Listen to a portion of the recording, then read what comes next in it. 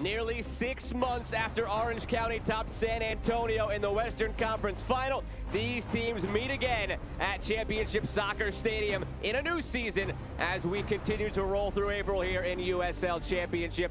Alongside Manchester United great Gary Bailey, I'm Joe Malva. Glad to have you with us this evening on ESPN+. Now let's take a look at those standings through the first couple of weeks.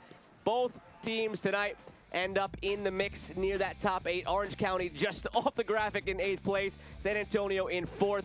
So far, so good for both teams, but plenty to work on as well. Yeah, and don't forget, Orange County still have a game in hand. If they win that game, they would be up with the others. So yeah, still very, very early on. San Antonio with 3-1s went from their first 3, but then they came up against a wonderful Phoenix Rising side who put them to the sword. So yeah, I think both managers reasonably happy with their start so far. And before we get going tonight, let's take a look back, a trip down memory lane at how Orange County got it done last October. Ronaldo Damos there with a lovely little volley to put Orange County in the lead, and he's already left to greener pastures in Scandinavia, and that is good news for San Antonio because they really felt that he was a massive threat. And then this cross comes in. Marcus Epps, who subsequently has left and gone to Phoenix Rising, towers above the defender to head home, and we're all even, and it goes all the way to penalties, Joe. It's a real nail-biter. And in the end, Sean Okoli steps up, scores the winning pen, and they go crazy. And we know how the rest went from there with Orange County lifting the trophy in the win over Tampa Bay. Now, one player who wasn't there during that playoff run is there now, Milan Olaski, the Omega Accounting player to watch. This is a 22-year-old with a lot of talent, scored 3 goals in the last 4 games, scored on debut against Colorado Springs, and he's the go-to man to hit the back of the net. And they need him at the moment because Kubo Torres is not scoring. But this man certainly is. 3 goals in 4 games. Connor Maloney, a key player on the other side for San Antonio. The game changed in the U.S. Open Cup match when he was inserted. It certainly did. They were struggling 0-0 halftime. He comes on, he drives the team forward. They get one. He gets the second here, tucks it away beautifully. The moment he came on, there's a different an energy, a force about this guy. What a superb midfielder he is. Both of these teams have enjoyed strong starts to the season. Both of these teams enjoyed success in the midweek in U.S. Open Cup. We will see how the rematch goes momentarily. It's Orange County against San Antonio coming right up from Championship Soccer Stadium on ESPN+.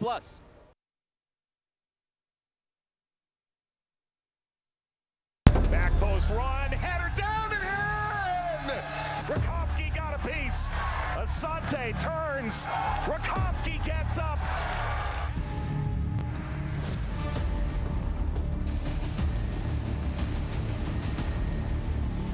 Orange County strikes first.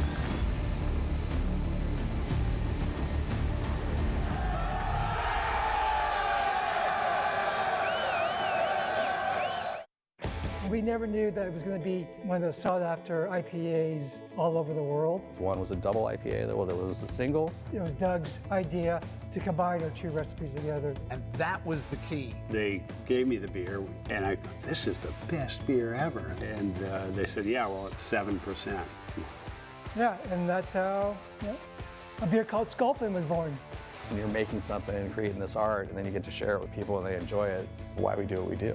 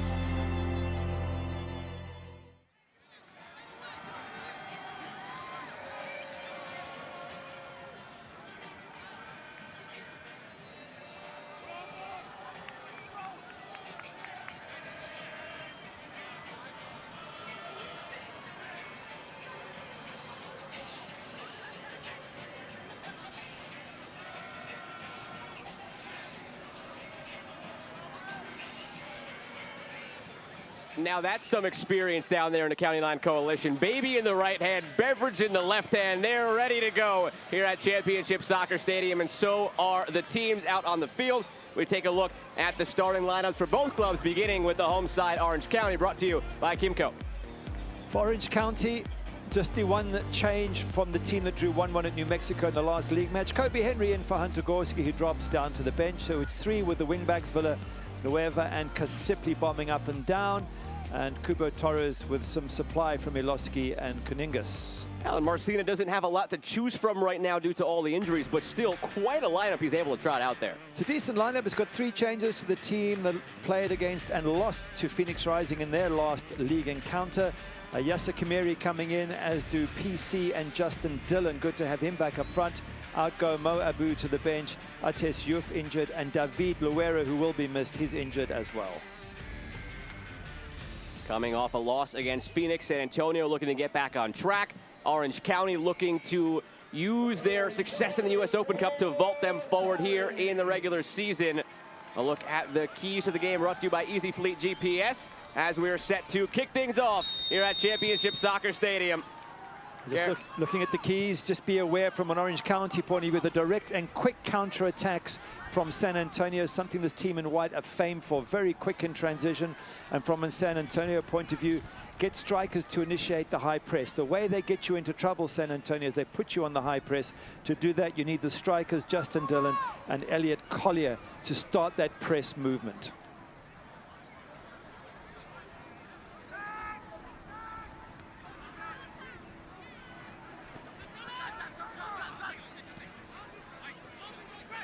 Carter Manley up the right side. Quick attack here for San Antonio. That's how they like to do it.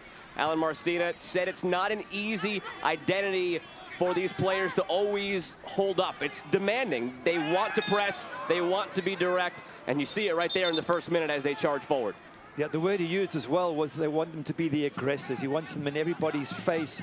But it's hard work, as you say, Joe. It means a lot of running from the players up front, and then they have to get back and defend as well. But as far as they're concerned, they don't look to defend as such. They look to high press you, get turnover ball. If they have to defend, of course they will. But their style of play is just to get into your face and not allow you to play your game. The man who has been immense for Orange County, Patrick Rakowski, sends it down the field. Dillon feeds it through. Chance here for San Antonio early on. Right on cue, Rakowski with a big stop, denying Deshane Beckford. That's a great ball through there from Justin Dillon, and Beckford is on goal. He needs to maybe try and get it past the keeper. Easier said than done when you're talking about Patrick Rakowski, who's been in great form last season and this season, but it just seemed to be a little bit too directly at the keeper. That one is directly at the keeper, and 2 minutes in already, San Antonio, we see what they're trying to do. They want some revenge. It's not going to take that title away or the star off the chest of Orange County, but it would leave the visitors feeling good tonight if they can get a little bit of payback. Yeah, talking to Alan Messina about that, he said, look, not everybody that was in the team that lost in the Western Championship final last year are playing today. He says we've got new players. He said, but the core are there, and the core obviously were hurt by what happened, and they're going to want to get a decent result here today. Also mentioned that it's almost a team-building exercise. Even the newcomers who weren't there, this is a chance for them to endear themselves to the guys who were there and see how much it meant to them and adopt that same mentality. Yeah, I don't think there's anything worse than losing in what you would call a semi-final. Yes, it's a Western Conference final, but it's one step before the actual final. So you could say it's like losing in a semi-final. You're so close to the big day at the end of a long, long season, and then you get knocked out. It's an absolute heartbreak.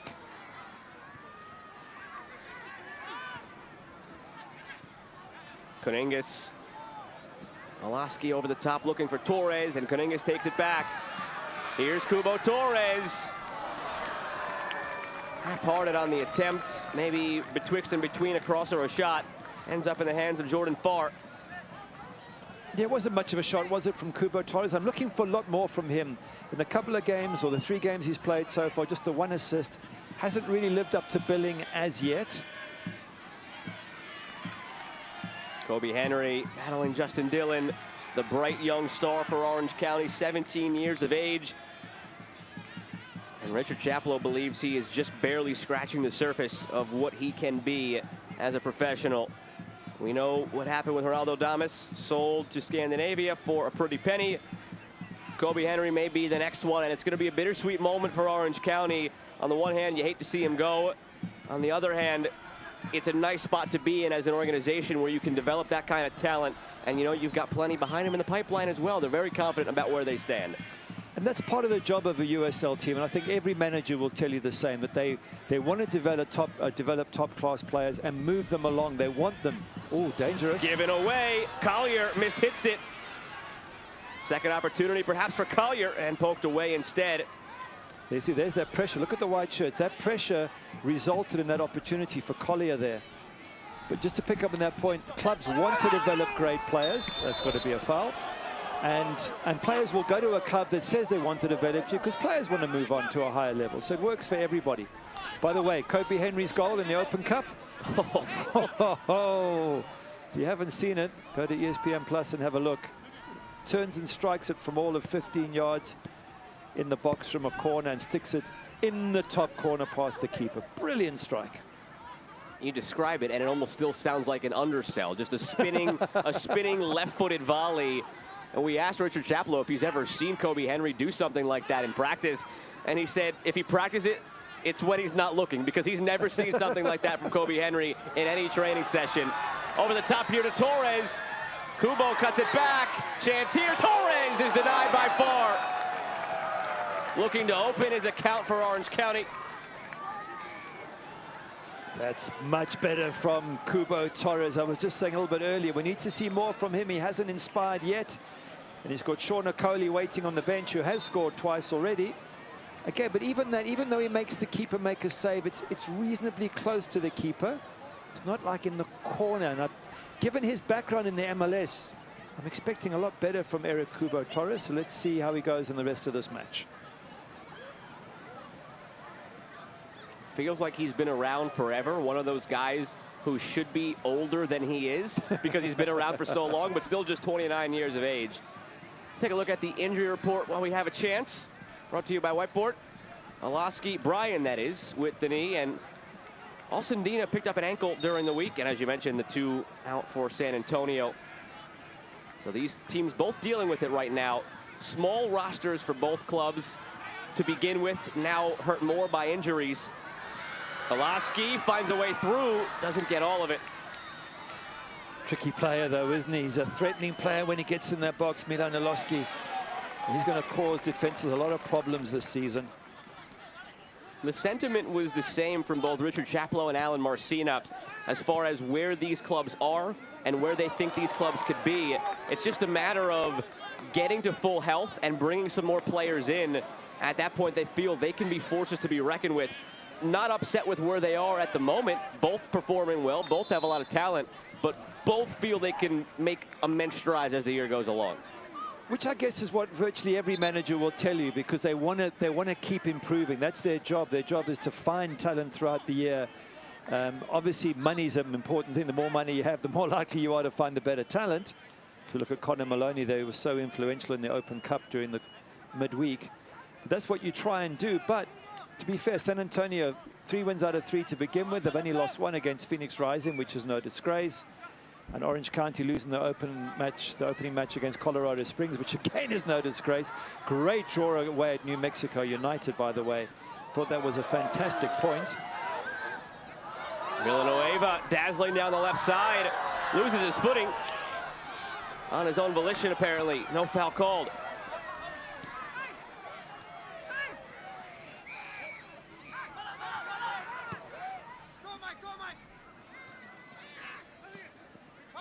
Elliot Collier plays a very important role, according to manager Alan Marcina, in being the man who instigates the press, because he's so big, he's so physical, he gets in your face, that when he starts the press, all the others then join in with him. Collier hoping that he's found a home now, bounced around a bit. 54 appearances in the last few years in MLS with Chicago Fire. Just 1 goal, 2 assists to show for it. And had a couple of loan stints within there. 2 USL championship with Memphis and Indy. And in each of those sides, again, never really stayed too long to find a footing. The most consistency he had was when he was with Memphis, 26 games, 6 goals. But on steadier ground now with San Antonio. And Alan Marcina believes that can be what he needs in his career at this stage at 27 years old.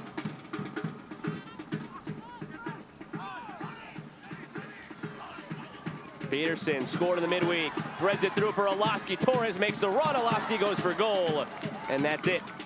And Torres is saying to him, play it at the near post, and I agree with Kubo Torres. You've got to play that ball in. His angle was getting tighter and tighter, Milan Olaski.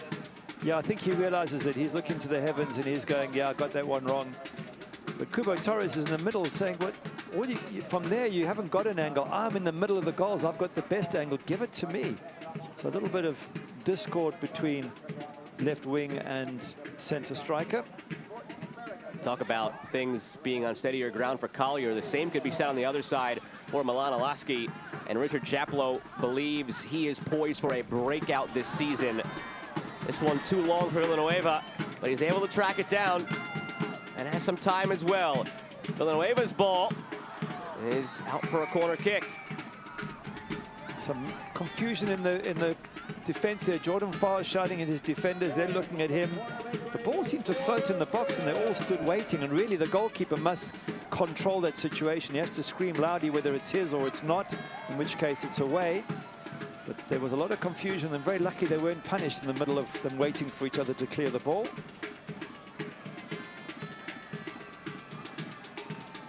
Corner Bakery corner kick. Set up by Kasipli. Taken short, gets it back. Kasipli on the ground. That was well worked off the training ground, only lacking the finish from Kaningas.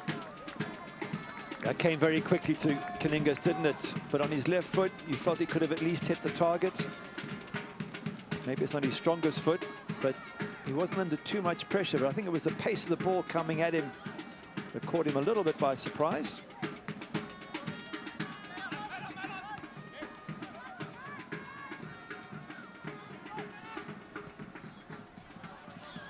Over the top toward Beckford. Rakowski, Oh. that is calm for a goalkeeper. You ever do that, Gary? Oh, no, I wouldn't even risk going out of my box and doing that. What if you just slightly misjudge that? You know, if it goes to the striker, you're in all sorts of trouble. So he got away with that one, Rakowski, but I wouldn't recommend he does it too often.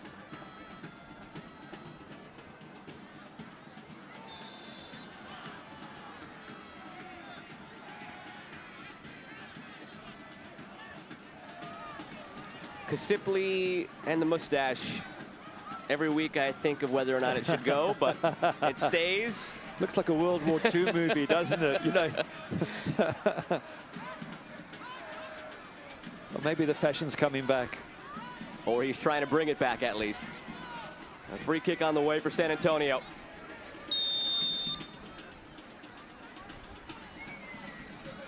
Collier, the big man to target here. Sent in.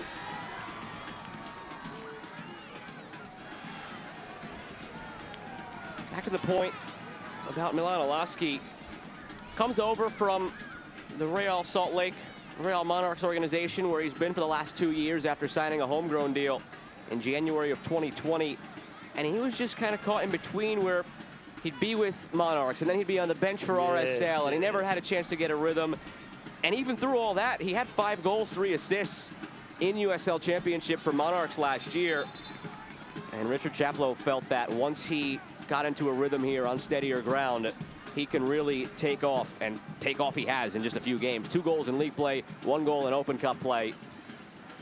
Yeah, sometimes it's about confidence, especially as a striker. And when you're part of an MLS outfit, and you sometimes get promoted and you're on the bench and you're not good enough to start, or you come on for 10 minutes and there's no way to get, as you say, momentum, belief in yourself. But if he comes here and continues the way he has, if he's the leading goal scorer, if he's making things happen at Orange County, the players love him, the fans love him, confidence grows. At 22 years of age, he becomes the player he wants to be. Then he can go back to the MLS, walk into a first team and stand there and say, hey, I'm here to make things happen. I'm your man. I'm not some kid hoping to get a 10-minute run out. So yeah, I do get the thinking of Richard Chaplow, and I think it's true of many young players. Some can make it at the big clubs, but others need to go away first to mature and then come back. There is Richard Chaplow. Took over on an interim basis middle of last year. And we know how that ended. The run up to the title, named permanent head coach. Eloski through for Kaningis.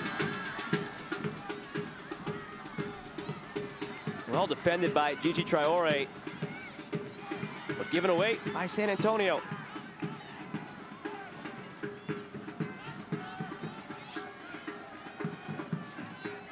Good ball possession here, Orange County, just playing for the foul.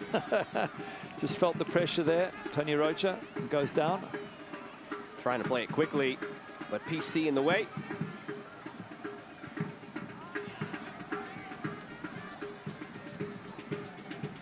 Kaningis turns, getting it on his preferred left foot, but the shot blocked. That's a danger when he gets on that left foot, as we saw earlier with that strike. Even they put it over the crossbar.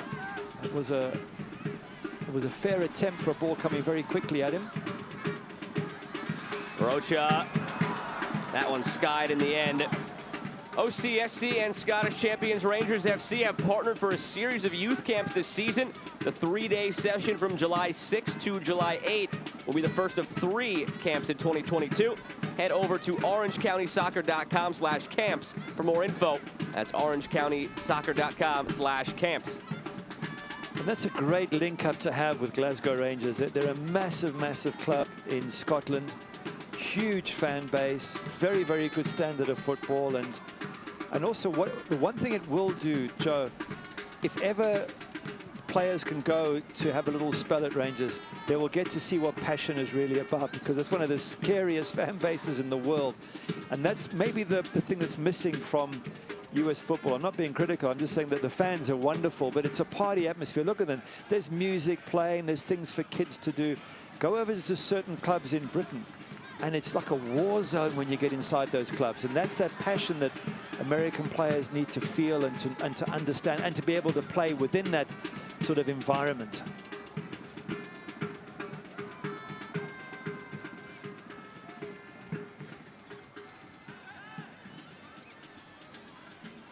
Rakowski very confident off his line. Saw that last year as well.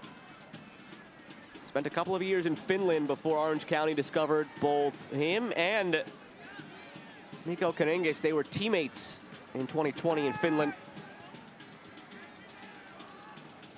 They also started at Nuremberg in Germany. Had 39 appearances for Nuremberg, which is a decent achievement. Played Germany under 19 as well. So Rakowski's got a really, really good background. And I mean, I think he's one of the most important pieces in this Orange County jigsaw of a team. If you've got a goalkeeper as good as him, you can really build from there. You and I were talking about it off the air before the game, just kind of reminiscing on that playoff run last year, since we have this rematch of the Western Conference Final. Twice they advance on penalties, and then in another game, in the title game, he has that penalty save to keep it 0-0 and allow Orange County to go on their way. 100%.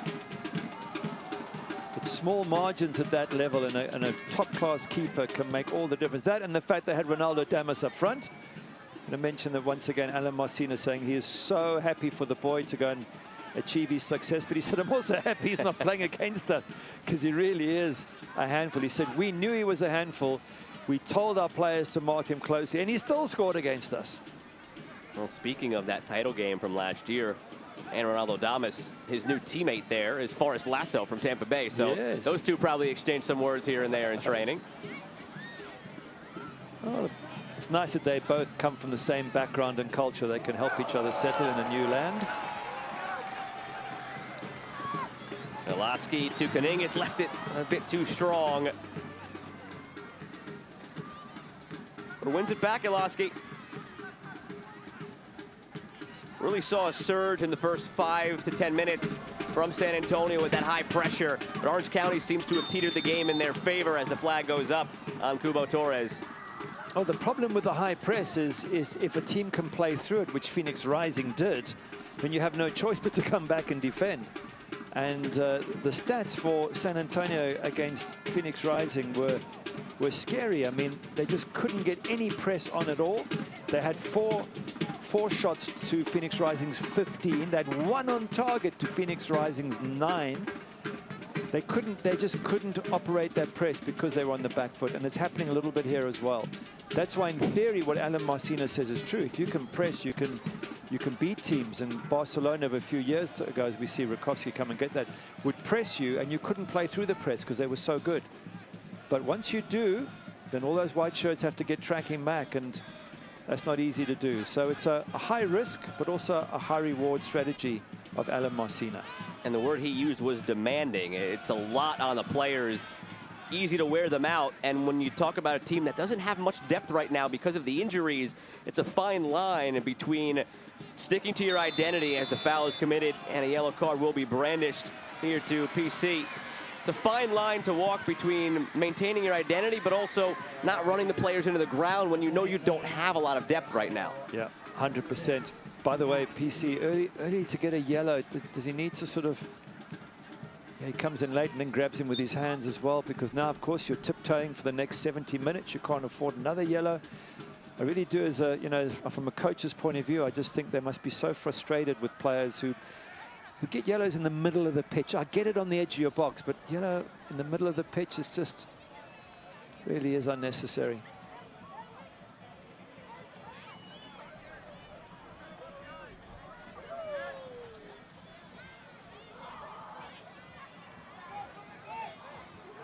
Carter Manley has to throw into play. Draft pick back in 2018 of Minnesota United.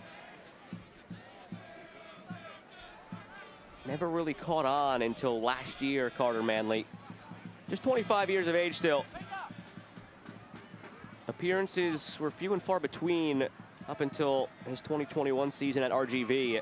Made 28 starts near the top of the team in the key defensive categories: interceptions, tackles, clearances. And San Antonio had to play him a couple of times against their in-state rivals and said, you know what, better off having him on our side instead of against him. Here he is again. Loves getting forward. We saw him get forward in that first minute. That attack they had right out of the gate, San Antonio. That's what he can do from that right wing back position.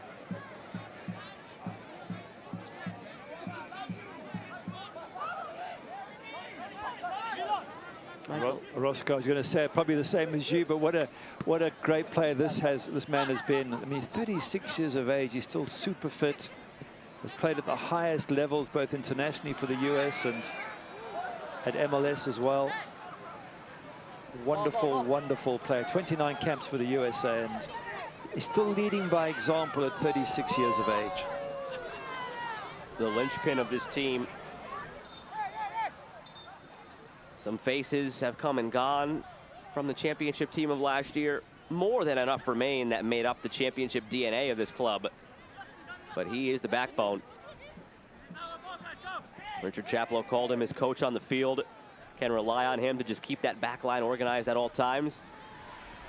Especially when you have, albeit a talented one, a 17-year-old next to you. There's still going to be things that Kobe Henry hasn't seen in his career. And a chance here now for Dillon, threads it through. Opportunity brewing, PC across to Manley. And mishits it in the end. Promising from San Antonio. It was getting right into the heart of the box there, and just wonder for a second there whether Elliot Collier could have had a shot. Have a look at turns here. I'm thinking shoot with your left foot, but he plays it in. And then the ball gets played wide to Carter Manley, and he fluffs it from there. But again, look at the white shirts right in their face straight away. Right again, not giving them a second to breathe, forcing them to try and play out. And looks like they've got turnover ball.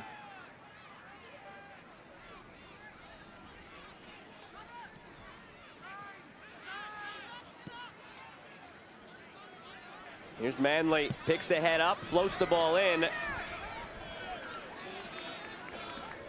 Yeah, not the best of crosses, was it? So way, way off target.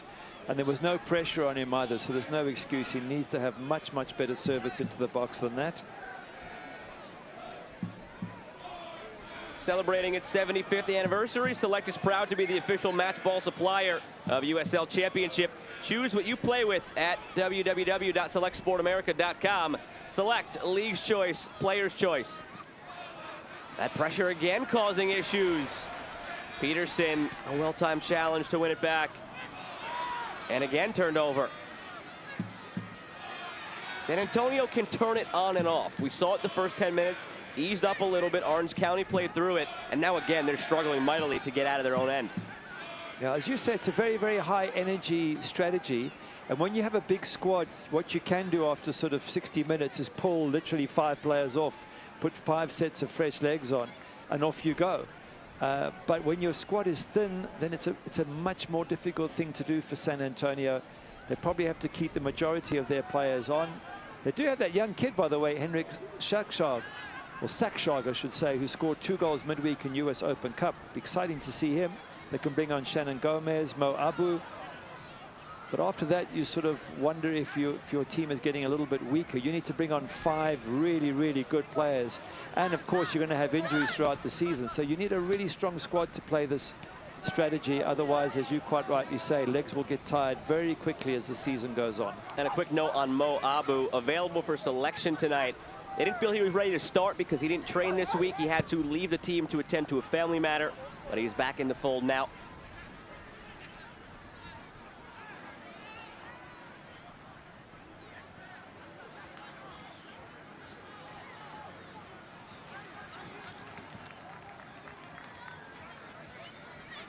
Big banner up on your right-hand side of the corner. You just see it there. USL champions, Orange County. Wow, that is such a proud moment for them. And yet, Joe, you know, it gets forgotten so quickly. You can win trophies, and after 2 or 3 games of the new season, the fans are like, okay, that was last year, you know. Nice to have the star on the outfit, but as far as we're concerned, how are you playing now? And always so difficult to repeat, just because those championship teams typically are going to have a number of parts picked, whether it's by MLS or by teams abroad. But this team, for the most part, kept itself together and retooled with the likes of Villanueva coming in. Good ball delivered and cleared out for a corner kick. Yeah, that and the fact that you've got a marker on your back because you're the champion, so everybody's out to get you. You know, we see this nice interplay here. Lovely. Ball through. Villanueva puts it in and causes a lot of problems, but Kubo just not able to get on the end of that, and Peterson also struggling to get a good contact. The biggest loss this team had from last year's title team, of course, is Damas, but you have a league MVP from 2016 in Sean Nicole, you have Kubo Torres, and you have Milan Olaski in to replace him, so plenty of options.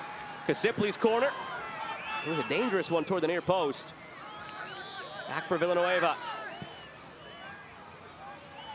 Headed across the box toward Olaski and gathered by Jordan Farr. Wants to spring the attack quickly the other way. Gets it into the path of Dillon. Very accurate on the punt. Streaking in the middle, Beckford. Still Dillon to the end line toward Beckford. What a flick. He tried it. You know what he was going for, and if he pulled it off, that would have been one of the goals of the year. It absolutely would have been, because he was so tightly marked. He was going in the opposite direction to which he wanted the ball to go, so it had to be a very intricate sort of back flick, and he nearly pulled it off. But again, you're right, the punt from the goalkeeper, Jordan Farr, was brilliant, because it puts Collier free down that left-hand side. And he's able to get his head up and look for Deshane Beckford. And it was all Orange County on the attack. Goes to the keeper, bang, straight down the other end of the pitch. Very, very quick. As we said on the keys to the game, this team San Antonio are very quick on the counter-attack. Jordan Farr really had a chance to come into his own last year. 21 starts for Indy 11. Olaski punched away, dipping, swerving knuckler from Olaski, and had a lot of velocity behind it. And Farr upset with the way his back line left Olaski open. Yeah, they did give him lots of space, and that, you're right about the ball. It moved in the air so much, so Jordan Farr's like, I'm not going to catch this. I'm just going to get it away from danger, just get hands behind it, which is exactly what he does. So good goalkeeping. And a little reminder to the San Antonio defenders that once Iloski gets within 25 yards, you need to be a lot closer on him. 2018, 19, and 20, Jordan Farr had just 13 starts for Indy 11. But then 21 of them last year. Maloney wins it. And Jordan Farr first came to San Antonio, if you remember, Gary, as that emergency loanee in the playoffs last year from Indy 11. They liked him, they kept him around. And with that awkward situation with Christian Bonilla starting the first 3 games and then retiring due to a personal matter. They needed somebody to step in, and here's the opportunity for Jordan Farr. What a move from Beckford to the end line, cuts it across. Very close to Shane Beckford, looking good. He struggled to get into the groove against Phoenix Rising. He didn't offer much. And so far this season, I think a few San Antonio fans have been saying, just how good is he? Well, you got a glimpse there of what he can do when he runs at defenses. Nearly managed to get a decent cross in after a fantastic jinking dribble.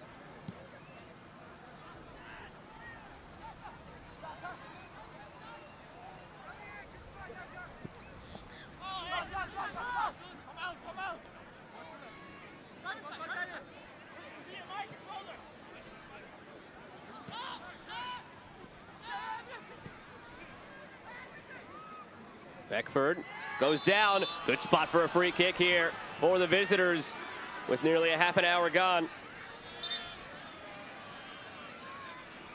In control of the ball. Here's the shot. Iloski, he runs. Nobody comes towards him. And you can see the body of Jordan Farr. He's gone one way. He's had to twist back in the air because of the movement on the ball.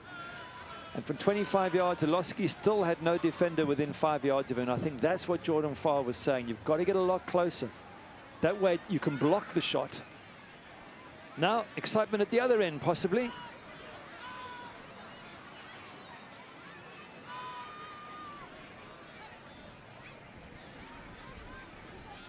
See Albie Skendi just lining up the wall. You normally have one player outside the line between ball and post.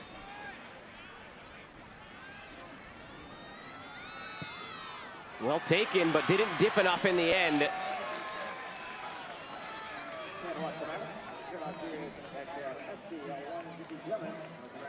Not often you'll see a center back stepping up to take that over some of the strikers, but Garcia gives it a go. I think, well, he didn't call for a deflection. It just seemed to keep rising. So maybe it was the way the defender strikes the ball. But you're right. Normally you would get an attacker who knows that they have to bring the ball down and get it on target. Again, look at these white shirts, sprinting, closing down, forcing the long ball and then trying to win that long ball, which they have done. Very effective.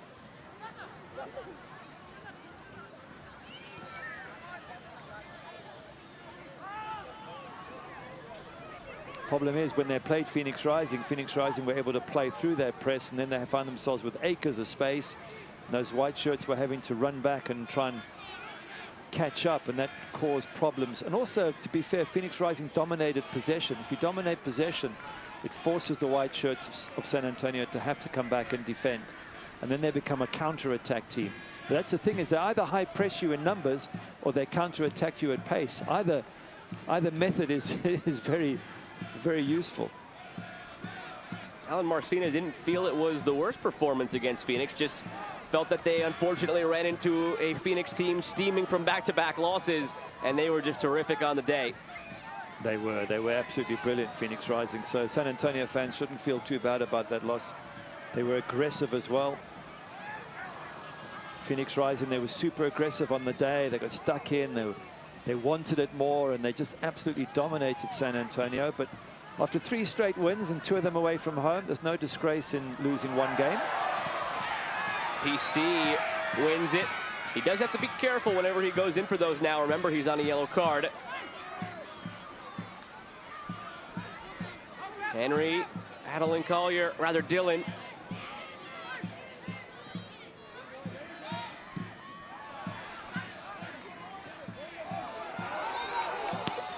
Iloski with a turn, but commits the foul. Great bit of skill from Iloski, but he had to go a little bit too wide to get the ball, which meant that when he came back, he was behind Garcia and brought him down. But some great touches from Milan Iloski. Such awareness of where the defender was. Look at that. But it's just a little bit too far away, so he keeps it in play here, but he's had to cover so much extra ground that Garcia is able to get in front of him. And then instead of just slowing down and waiting to see what Garcia does with it, Iloski just clips the back of his heels, gives away the foul.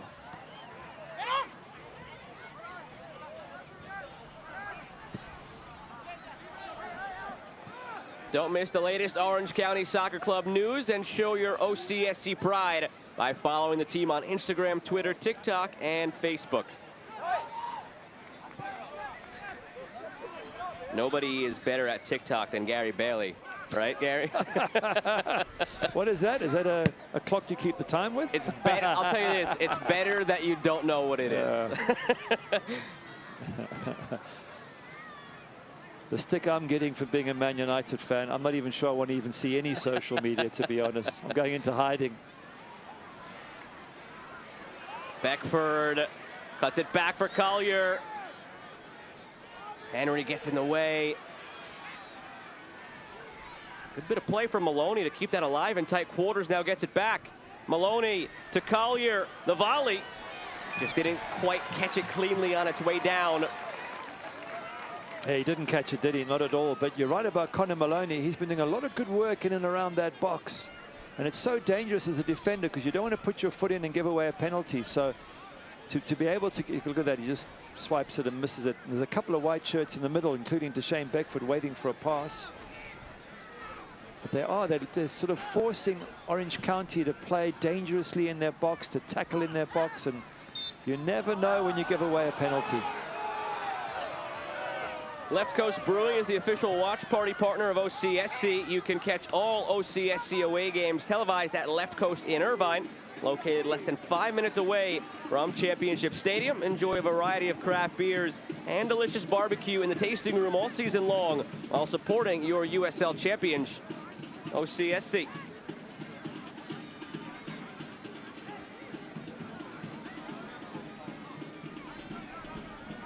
Kroski forced to go long. I think he realizes now you can't keep trying to play out the back in this high press. Knock it long and then just try and pick up the pieces.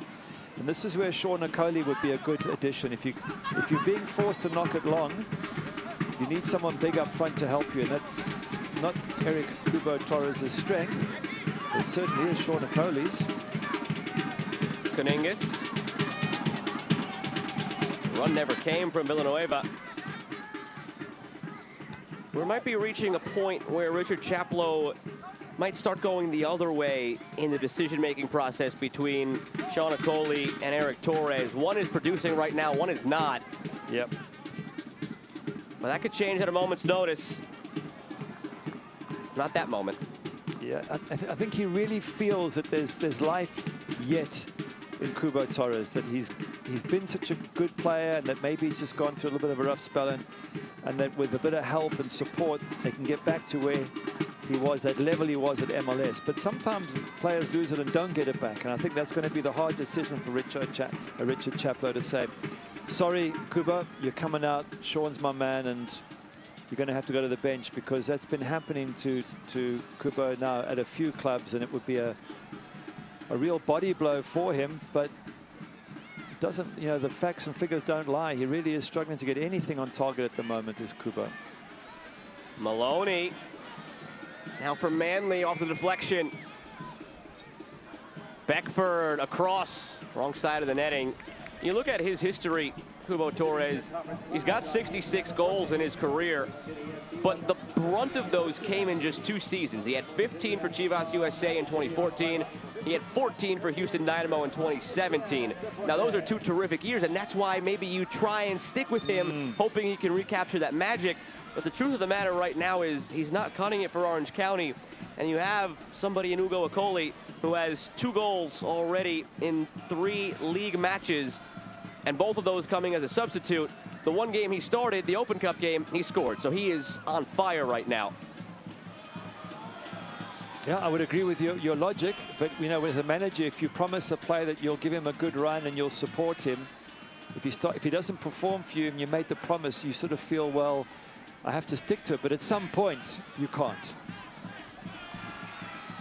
And that point might come in this game today. It might come in the second half, where he pulls Kubo off and he gets Sean Ugo Okoli on. And I agree with it. There's more likely to be goals from here. His 2 goals against RGV was so well taken. And I was surprised he didn't keep his place. But with a goal in the Open Cup in midweek, every chance we'll see him in the second half. Richard Chaplow said he had a conversation, an honest one, with Okoli before the season started. Explained to him how the role would be to begin this season. He embraced it. He had no issues with it.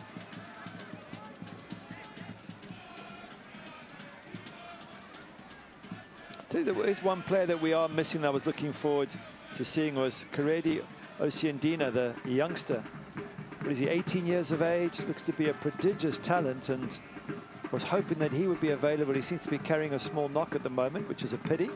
But that's another exciting player for Orange County fans to look forward to seeing this season. I think Richard Chaplow was hoping he was available tonight as well. Coach said that Osiandina actually caught him off guard a bit, but in a good way. He knew that the speed, the athleticism was there, but what has really impressed him most is the way he takes to coaching, the way he has quickly grasped all of the little nuances that are necessary in his role on this team. He's not somebody, Osiandina that is, he's not somebody that Richard Chaplow counted on being an option this early in the season. It's just an added bonus to already have him at a point where he can be trusted and he can perform at a high level. Great ball through. Here's Iloski. Save made by Farr. Kuningas slotted it through 3 defenders. That's the second time Jordan Farr has stopped Iloski from scoring. This time with the foot. The previous one was a diving save.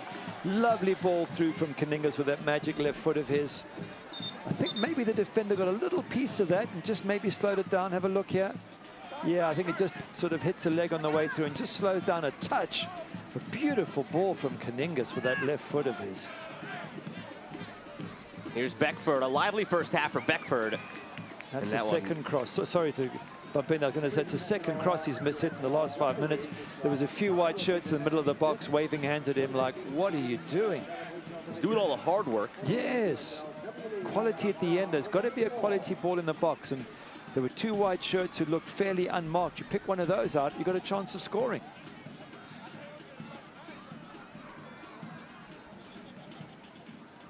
And there you go, Gary. Rakowski again just playing it over the top on the goal kick, not taking any more chances going short.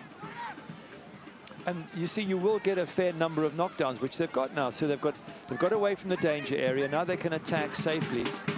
It seems to be the better strategy. Iloski curling it outside of the boot. Not too far off from Torres there.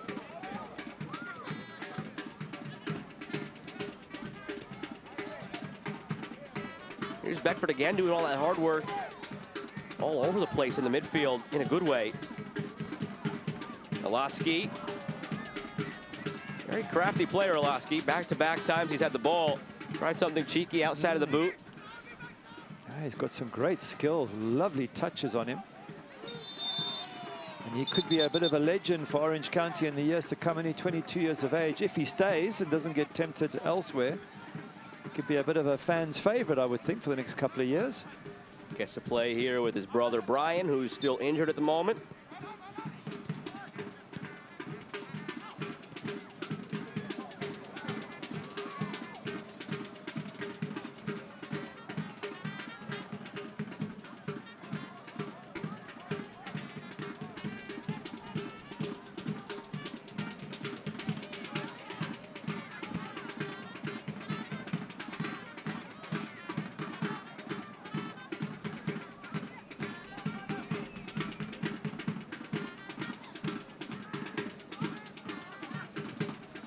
Iloski's shot takes a deflection, goes out for a corner kick.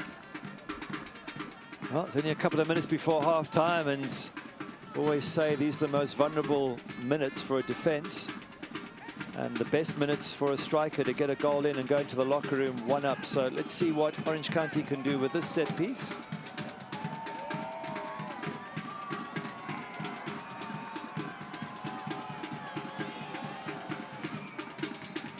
Kasipli knocked down, but out for a goal kick.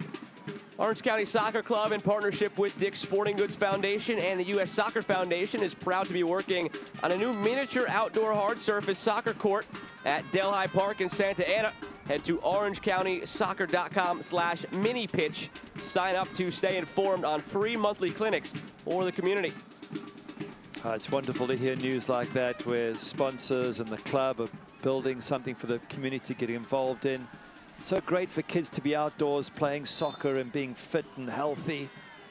As they get a free kick for Orange County there. And again, great credit to sponsors and club alike. Great chance for the kids to be outdoor playing today. If you've seen throughout the match, viewing at home here on ESPN Plus, that carnival going on beyond this goal over here. It's the mascot Gnarly's birthday celebration.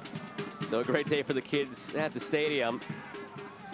And Gnarly, the mascot, made his debut as the good luck charm for Orange County at the Western Conference Final last year against San Antonio. Prior to that, just a bunch of appearances at the training ground and around the community. And all this is probably gibberish and foreign to you, Gary. Mascots maybe not the biggest ordeal in England, but they have become more common. There is one at Man United. It's called Fred the Red. And you get to see him. I was telling the story about the one that scared the life out of me at Portland Timbers back in the 80s when we played. Some guy with a blooming chainsaw stood behind the goal. I'm like, dude, don't fall over with that chainsaw and cut me in half. That might be good for a goalkeeper, though. You can cover both sides of the goal at once. Yeah. So he's got an unbeaten record, this guy then, because he had the Western Conference final was a win. Correct. Okay, the final was away from home against Tampa Bay, but they're unbeaten at home. They beat RGV at home. So is he the only one in the country that can say he's unbeaten?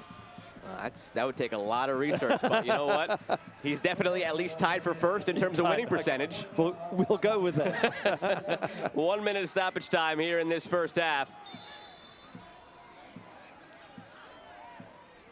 And a foul back behind the plate goes against San Antonio. The referee was very quick to go across. Did he perceive there was a problem? And they're all going to have a look at the player. So maybe he fell and hit his head heavily, but there was some reason why the referee seemed to turn very quickly and call that foul. But good to see that Tony Rocha is up and there's no problems. Rocha won a championship of his own last year, just not the USL championship. Was part of the MLS Cup team with NYCFC. I see he's got 3 caps for Belize. He's got some international football under his belt. All recent as well in CONCACAF Nations League, which begins again this June, so he should factor in again for Belize.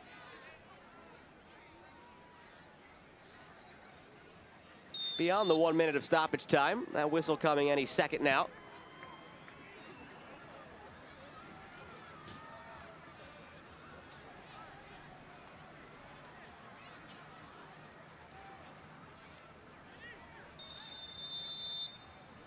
And there it is. That'll do it for the first 45.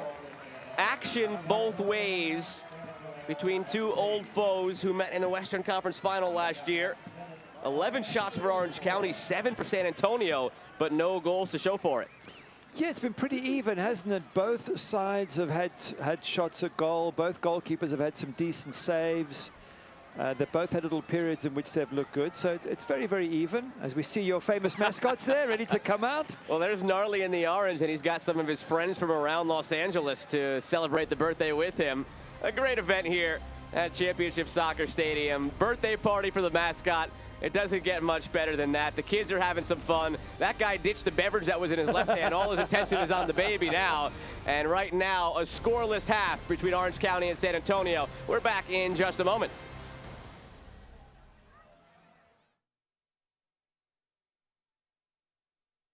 Back post run, header down and in! Rakowski got a piece. Asante turns. Rakowski gets up.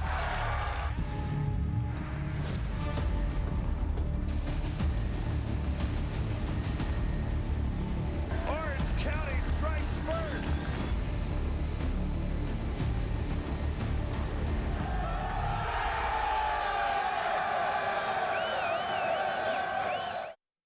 We never knew that it was going to be one of those sought-after IPAs all over the world. One was a double IPA, there was a single. It was Doug's idea to combine our two recipes together. And that was the key. They gave me the beer, and I thought, this is the best beer ever. And they said, yeah, well, it's 7%. Yeah, and that's how a beer called Sculpin was born. When you're making something and creating this art, and then you get to share it with people and they enjoy it, it's why we do what we do.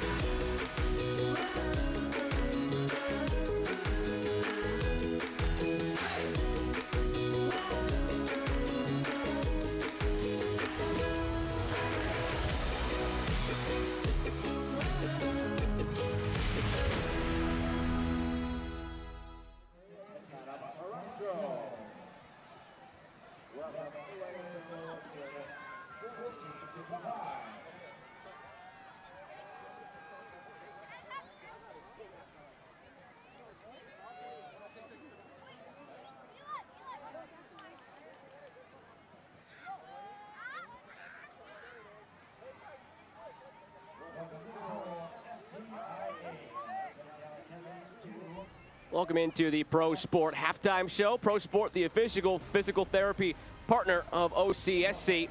Gnarly's having a grand old time on his birthday bash here at Championship Soccer Stadium, and he had some fun in the midweek as well when Orange County won their U.S. Open Cup match. So too did San Antonio. Gary, you had a chance to call this game. Yeah, lots of excitement here, and it's this young man, Henrik Sakshag, who pops up with the opening goal. Youngster's only, 17 or 18 years of age, and he tucks the one back of the net. And then Connor Maloney, he'd come on at halftime, he had turned this game around with his energy, and he just benefits from a little bit of a deflected shot. And then Henrik Sakshag tucks this one in the back of the net. The youngster gets 2 in this game. Turned out to be one of 6 academy players who appeared on the pitch for San Antonio. So fantastic for them. And then on the other side, Orange County had absolutely no issues dispatching LA Force. That one taken out of the air by Daniel Peterson. Watch this one, Gary, and tell me what the goalkeeper should have done instead. Oh, anything but that. Literally anything else. Joe, but that. That made it 2-0, and this made it 3-0 from Macaulay. They scored 3 goals in 9 minutes to take a stranglehold of this game. That flick from Olaski over to Kaningas almost looked like what we saw in the first half from Beckford, except it came off here. And then, I mean, that's the one. You teased it in the first half, Kobe Henry. You don't have to go look that up anyway. We've got that goal here for you. And that made it 5-2 for Orange County. And now the third round draw is out. San Antonio takes on Austin at home, and then Orange County goes to LAFC. Yeah, I guess it's hard to say which one is nicer. You want them to come home because you got a better chance of winning, but you also want to go to these big stadiums like LAFC and play there. But either way, 2 fantastic draws for these clubs. I'm sure the fans watching can't wait until those games come around. Always nice to have a chance at an MLS team in USL Championship. We saw the inverse where the USL League One teams playing up against USL Championship teams came up with 5 wins this past week. Now the inverse. Now it's the USL Championship team's turn to try and knock off the MLS teams. But when we come back, it's a USL Championship team trying to knock off a USL Championship team in the second half between Orange County and San Antonio.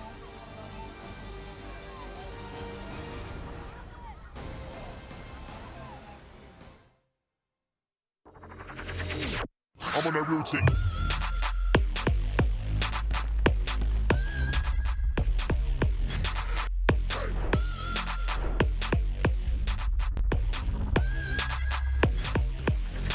I'm on that real tick.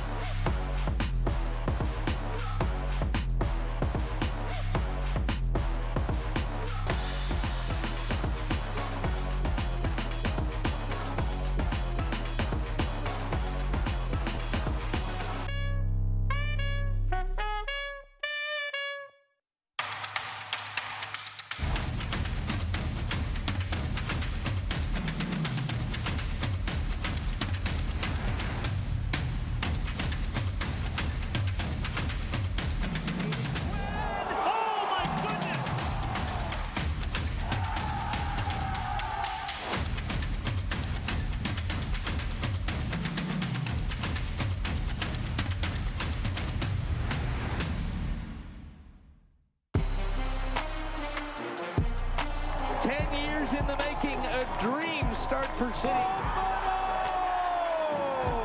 Maxi Rodriguez, what a stop by Steinwasser. What a debut for the Legion. Marlon. What a goal from Marlon. What a save, Van Ogle.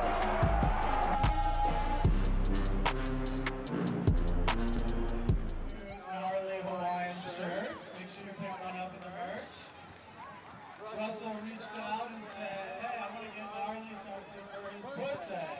So we got a very special gift for Gnarly. Russell's here to present it. Gnarly, let's see if you can open it up with your big paws there. There we go, open it on there.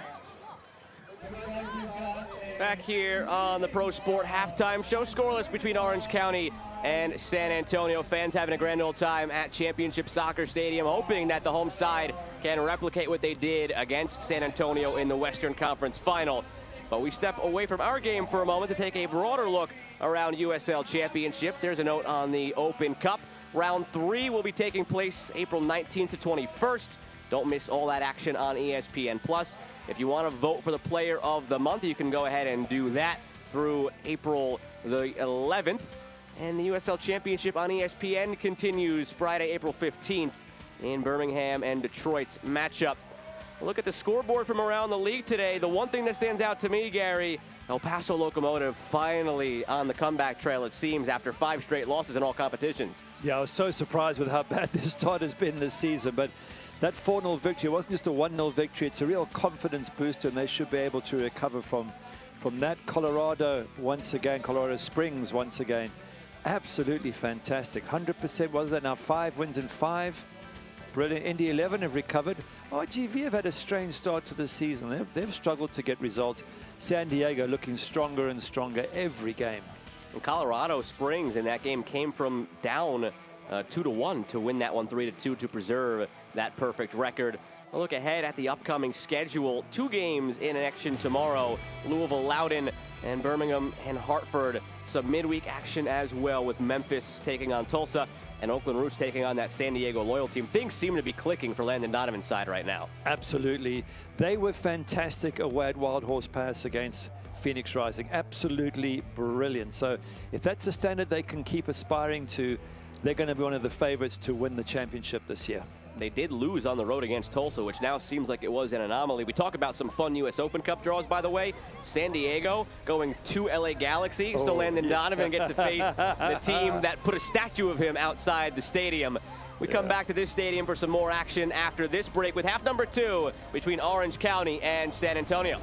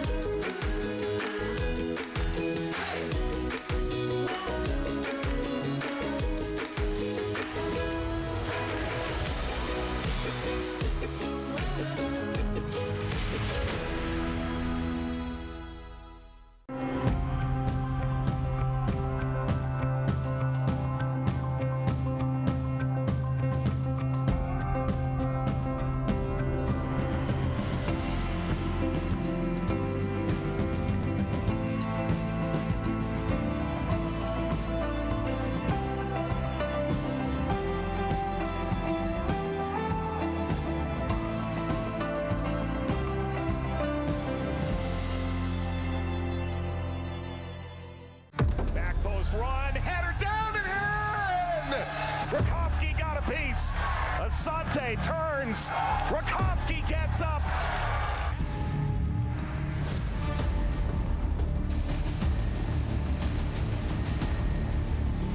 Orange County strikes first.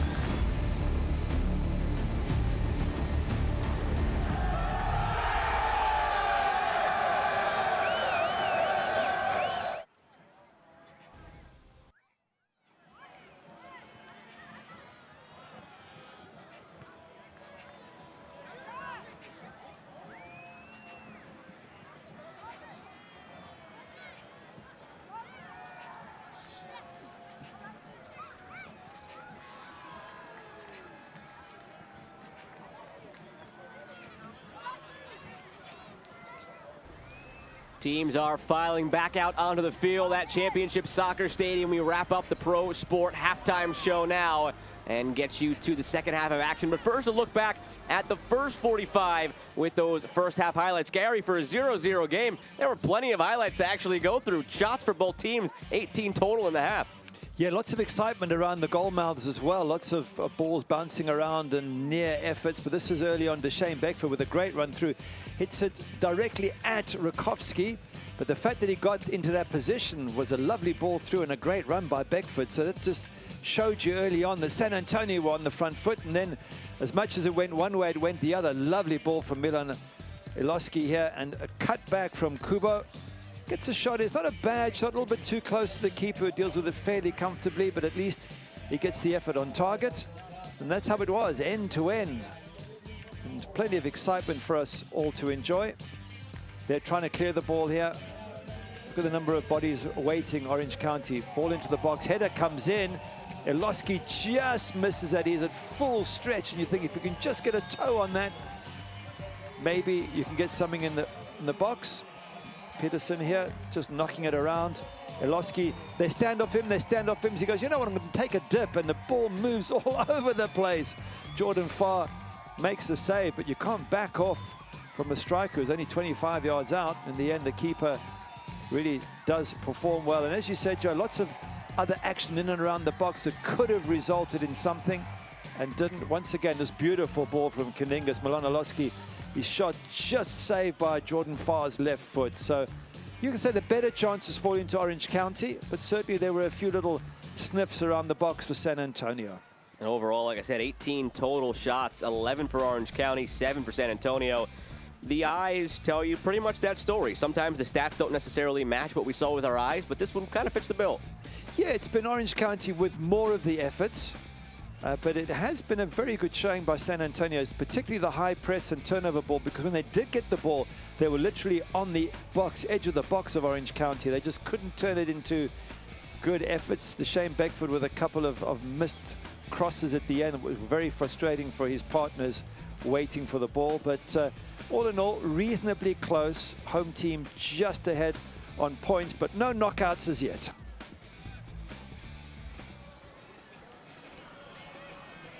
We'll see when these coaches maybe dip into the benches as well.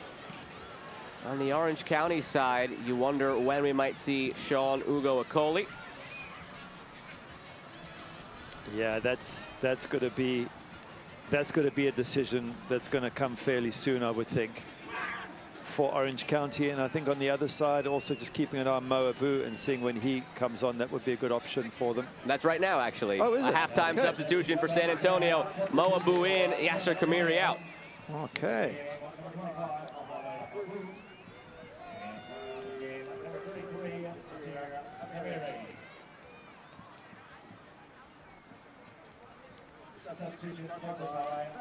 So we'll see how that maybe changes things for San Antonio, if it changes the shape or the intent at all. Ricardo Fierro sets his watch, and he will get us going in half number 2. Orange County in the black from left to right. San Antonio from right to left in the white. And here we go.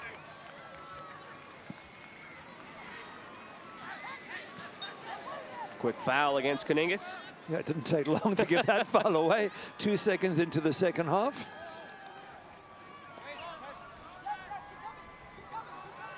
Here's a look at Gigi Traore on the left side. 23 years of age, spent some time in MLS in the Galaxy organization from 2018 to 2021 before spending last year in France. Torres bailed out by a foul call. Didn't see much there. There's Mo Abu checking in.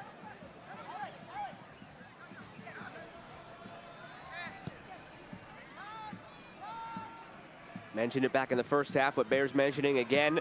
He was available for selection clearly tonight, but not available to start.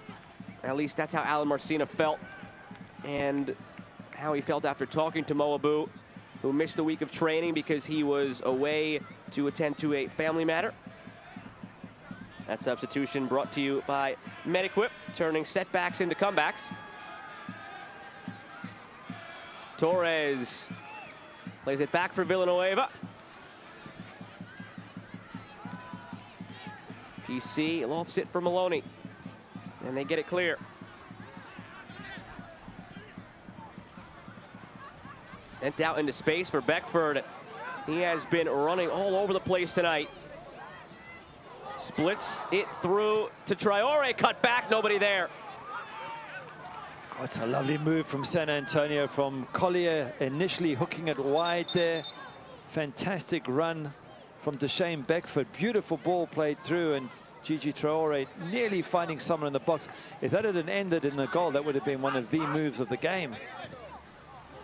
That's why I said 0-0, of course. It just takes one moment of inspiration from either side, and San Antonio well in this. They'll be happy at 0-0. They'll think, you know what, if we need to chase the game, we can do it last 10 minutes. But having brought on Mo Abu, it does seem as if they're going to have this extra midfielder and be even more on the front foot.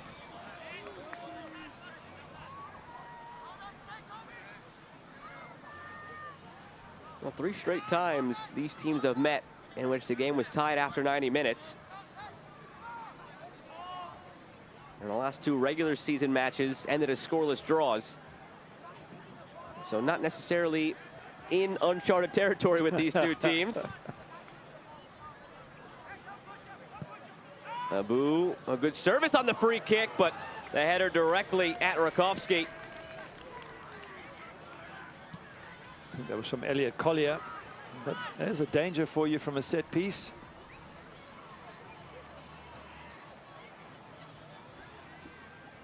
Rocha wins it. Haven't seen much from Peterson tonight after a strong showing in the Open Cup match.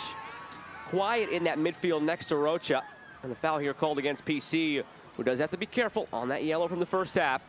Yeah, very good point. And again, an unnecessary yellow in the middle of the pitch, and now PC is always the back of his mind. He's thinking every tackle he goes into, should I, shouldn't I? And even that hesitation is going to likely induce a mistake from PC. But just talking about Pedersen and Richard Chaplow saying when we knew we were getting a really good player, a top individual, but he's such a good professional, and we reckon there's a lot more to come from Pedersen. Kasipli, Ilaski, heavy touch. Keeps the pressure on though, nearly deflects that. As far clears it. Collier, upended. And a yellow card will be shown once Michael Orozco gets up. I always appreciate that the referees wait for the players to get up after a challenge like that to give the yellow card. But the concern now there for Orozco as they're actually summoning the trainers on. Let's have a closer look then, because Orozco does seem to have hurt himself. Yeah, just more of the bodies colliding. I didn't see too much around the legs, which would be my initial concern. So let's hope Orozco's okay. More of a ribs, midriff. Yeah, he's just feeling it in his back, so probably more winded than anything else.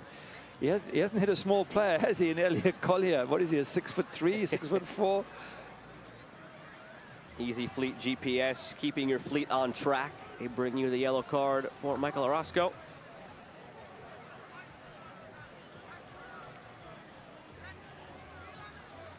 Well, we're going to break, just to mention that San Antonio got some tough matches coming up, so important for them to pick up some points here if they can. El Paso home is next, but then New Mexico away, Monterey Bay away, that might not be that difficult, Phoenix away, Miami away, Colorado Springs at home. Wow. And Miami tonight on the road just beat Tampa Bay Rowdies 1-0. Very impressive showing. That's a great result. Absolutely brilliant. So when you look at that ahead for San Antonio, you think, you know what, a point here, maybe more, would just be what they need. Another loss following Phoenix Rising. All of a sudden, you're slipping down into the middle of the table with a stretch of really, really difficult games to come. And that's why it's always important to pick up results when you can early in the season. Even though you're trying to find your way in those first couple of weeks, even though you have some injuries you're dealing with, if you could learn lessons while you're picking up points, that's a best case scenario. They get those 3 wins in the back pocket right out of the chute, and now you don't want to go into those games and lose, but if you do, because they are tough matchups, you know you have yourself some points in the back pocket. But right now the attention goes back to Orozco, and you see the universal signal for a substitute there from a teammate. Still touching those ribs, a very heavy collision. You hate to see that, especially for one of the true good guys and veterans of this team, and a team that is, like San Antonio, dealing with a number of injuries of their own right now, not very deep. We've even got both goalkeepers have come to check on him as well. So That speaks to his character, too, Yeah, just to have those all around.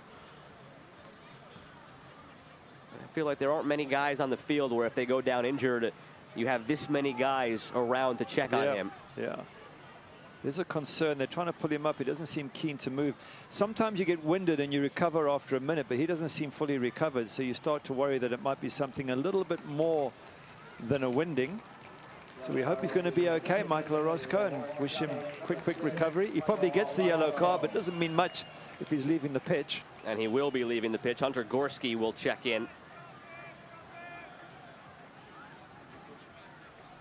Doesn't change anything tactically for Orange County. Like for like. Change brought to you by Mediquip. Like I say, he could have picked a slightly small player to crash into than Elliot Collier. No wonder he's feeling the pain. Wish him a speedy recovery to whatever the ailment turns out to be. We know how the injury bug has bitten Orange County in recent years. Part of the reason they went on that run last year is because they finally all got healthy at the right time. But they really dealt with some rough patches in the middle of the season.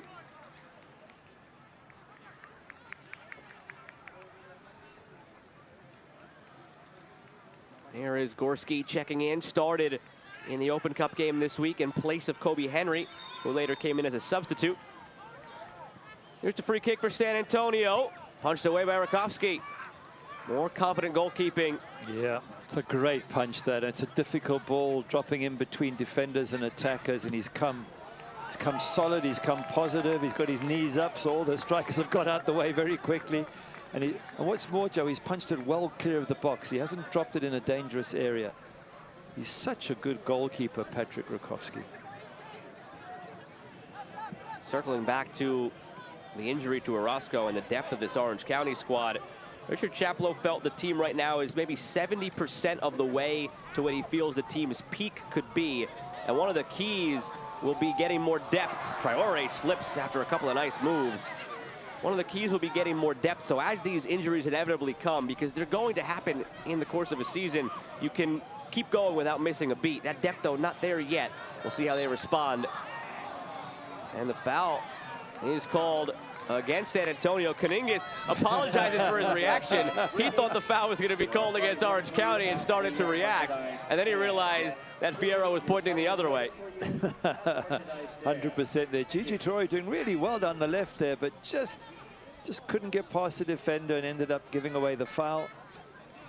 But yeah, nice to see a bit of banter between players and ref. There's one play that always comes to mind when something like that happens. I believe it was Ronaldinho in a game a number of years ago. The referee accidentally pulled out the red card and then realized it and changed it to the yellow. So Ronaldinho, his reaction was priceless because the referee just pulled out the wrong card. So it's always fun, like you say, sometimes the banter between the ref and the player, because usually interactions between referee and player are not so kind-hearted.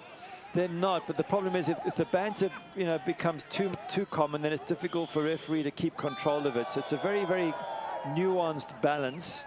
But yeah, there are funny moments when you just have to laugh as a referee. You just have to sort of see the funny side of it. Stringing some nice passes together, leading Caningis into space.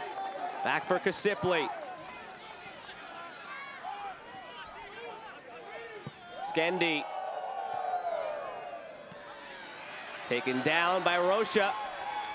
Now Villanueva. Alex Villanueva touches back to the right foot for a shot that's blocked. Rocha keeps alive.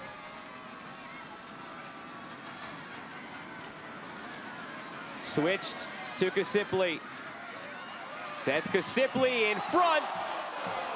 And nodded out for a corner kick.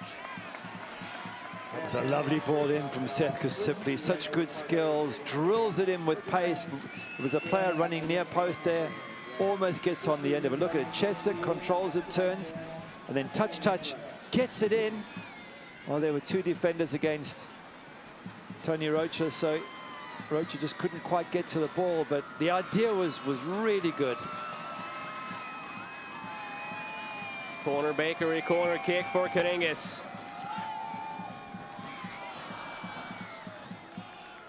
Off the mark. Again, that's Kubo Torres at the near post, and You're just wondering if that's Sean Okoli, whether that header is on target. I don't want to keep knocking him because he has been such a good player. Maybe that's why I'm picking on him, is I know what he's capable of. You know what he's capable of. You've been giving us some of the stats, and we're just not seeing it. And Sean Okoli, just in the one match I did with against RGV, was just superb. Led the line, good goals, and he scored a similar goal to that from the other side at the near post with a wonderful header. So we know he can do it. His manager knows he can do it. I just wonder at what point Richard Chaplow feels, you know what, Kubo, come and sit down and let's just give Sean a chance. A change like that, typically you'd say right around the hour mark, so we're maybe getting into that sweet spot of when we would see an Okoli enter the match.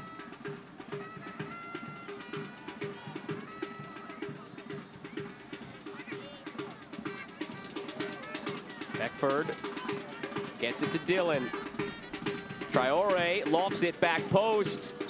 Too high for Beckford. The flag went up anyway. Problem with those sort of crosses is that they've got too much height on them. It gives defenders and goalkeeper time to move. Prefer when the cross is whipped in. That's when it's difficult for the defense to deal with.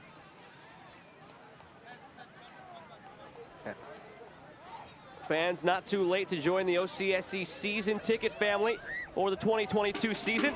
Watch the defending USL champions here in Irvine while enjoying exclusive events, merchandise discounts, and the lowest available per game ticket pricing. Get more info at orangecounty.com/season-tickets. And Torres puts that over the county line coalition.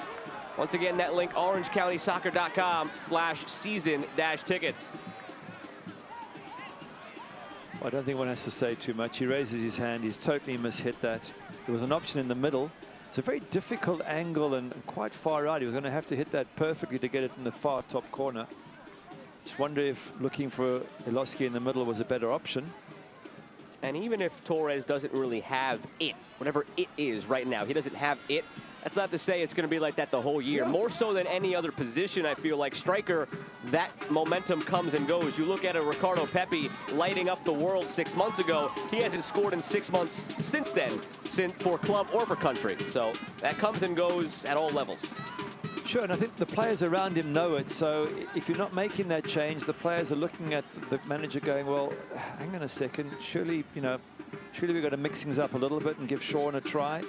Which is why I think we will see him on the pitch. I'm sure that right now Richard Chaplow is just thinking, as you said, I must bring him on. Just when do I do it? I also don't want to damage the confidence of Kubo in the process.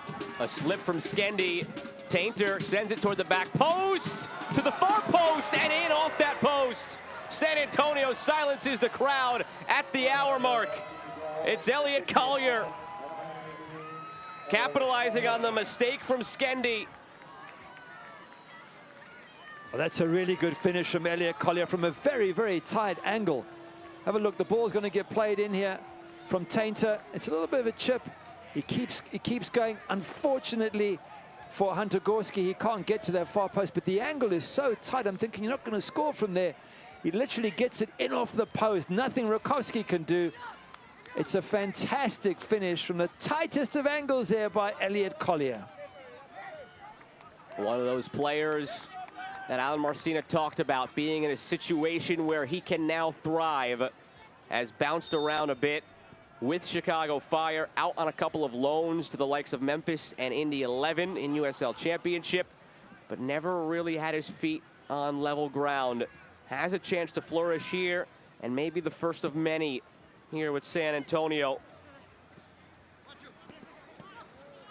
He's got 2 goals already on the season. And could that be a harbinger of things to come?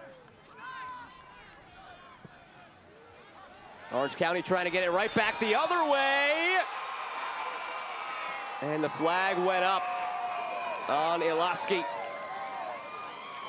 That was a lovely ball, a good chest, and a near moment for Iloski, who still remains the biggest threat up front for Orange County. Have a look at it again, the ball coming in. Absolutely lovely ball here. Look at it floated in.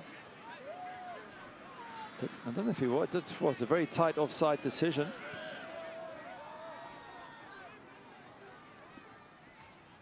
By no means is Orange County out of this game. You take a look at their first 3 league matches and when they've scored their goals, In the 2-1 loss to Colorado Springs, Olaski scored in the 82nd minute. In the 2-1 win over RGV, Okoli scored in the 79th and the 99th. And then in the 1-1 draw against New Mexico, Olaski scored in the 91st. So this team has not scored before the 79th minute in league play this season. Yeah, no, it's still a long one. There's a long way to go. It's been very close. It could have been either side 1-0 up. It's whichever one sort of had that little moment of magic. San Antonio looking for more. Traore has space, lost his footing, and that's just unlucky as he tried to gain his balance. Got his right hand on the ball. What's not unlucky is him getting that yellow card. Gary, you hate those yellow cards. I hate it, because you know what? If GJ Traore now just trips someone up, he gets sent off for a second yellow. I know he's frustrated, but don't kick the ball. Kick the ground, kick yourself, do whatever you got to do. Just don't kick the ball away, because that's what you get the yellow card for. I don't think the training staff would be happy with you saying kick yourself. Well, kick the ground then, but you know, it's like taking your shirt off when you score a goal. You're going to get a yellow card. Don't do it. You know, take gloves off, take a hat off, do whatever you want, pull your socks down. I don't care. Just don't take your shirt off. The shirt and the pants must stay on. Anything else, fair game. Yeah.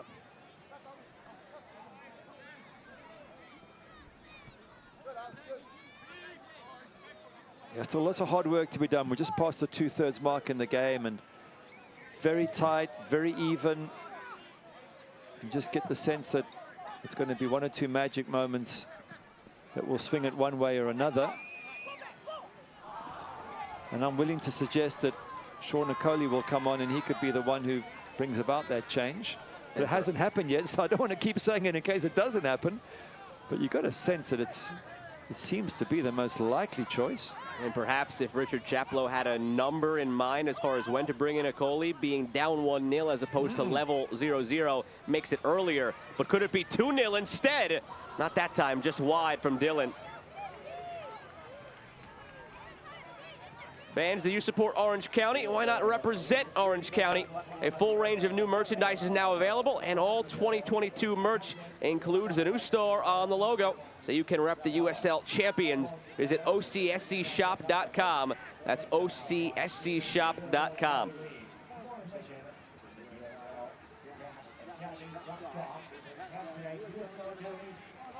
The crowd's a bit quiet. They're not really, the drums have stopped, and I think everyone's in a bit of a lull after that goal being scored.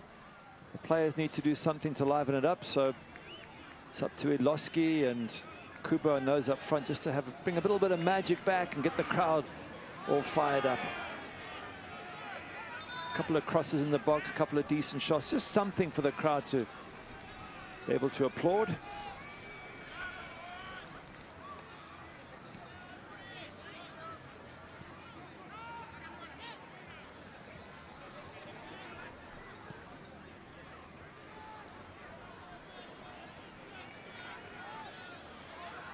Villanueva floats it back post. Taken down by Karingas. Now Kasipli deflected in the middle. And a goal kick. That could have deflected any which way, but it deflects wide of the post, unfortunately for Orange County. This is a lovely ball in from Villanueva here, and unfortunately Kubo just not big enough to get on the end of that. It gets recycled back.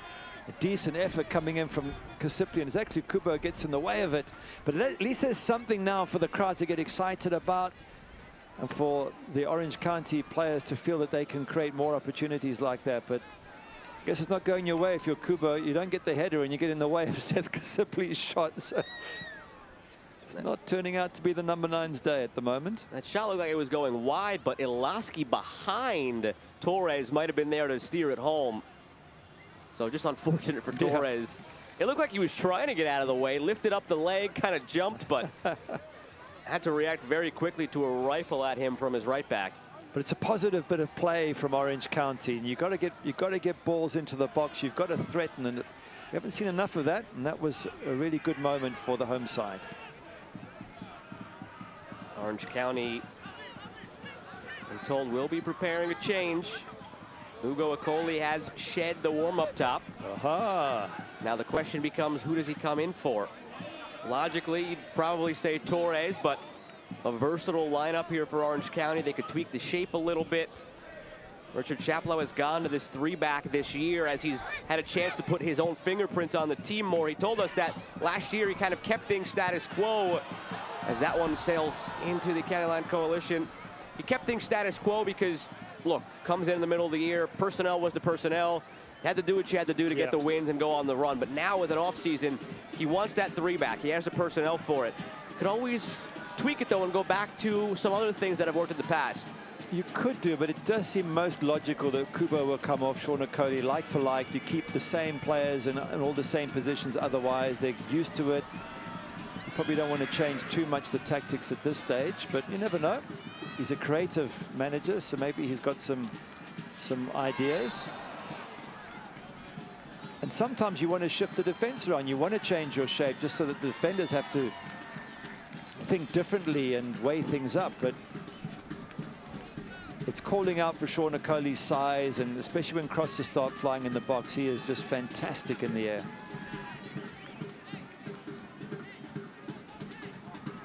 Okoli getting final instructions over there at midfield. Left side of your picture.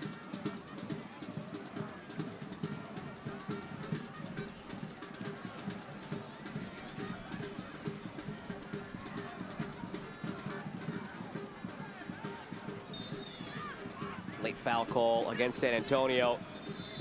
And that will give us a chance to get to that substitution. Ooh, it's not Torres, it's Kasipli. So maybe we do get a change in the shape. Taking off the right wing back. Well, I am surprised because Seth Kasipli had a good moment or two in the last 10 minutes. He created something down the right-hand side, and then he had a shot that just got deflected. So unless he's carrying an injury, it's a surprise. But always bear in mind, the managers know a lot more than we do about their players, how they're feeling during midweek in training, whether they've got personal issues, etc., etc. So I'm sure there's a lot of logic, which we'll find out when next we speak to Richard Chaplow. And Villanueva has come to the right side. So interesting moves all around now as to how that substitution impacts Orange County.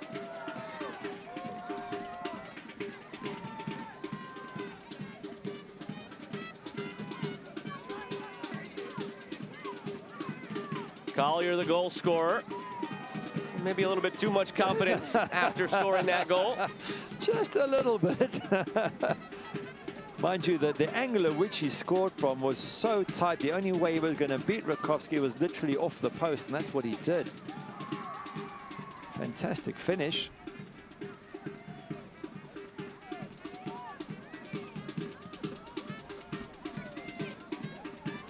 Here's Skendi. Villanueva.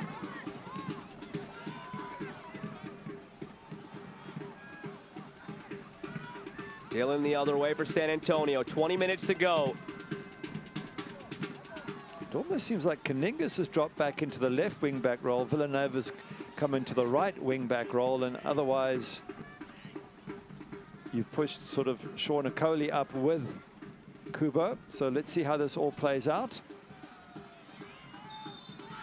So perhaps the same system, just moving the chess pieces around the board a little bit. PC going to ground a little bit too easily and being told by Dan Peterson to get up. USL Championship on ESPN moves into April. San Diego Loyal welcomed El Paso Locomotive for an early season showdown. That came a couple of days ago. And next up, it's Detroit on ESPN as they take on Birmingham.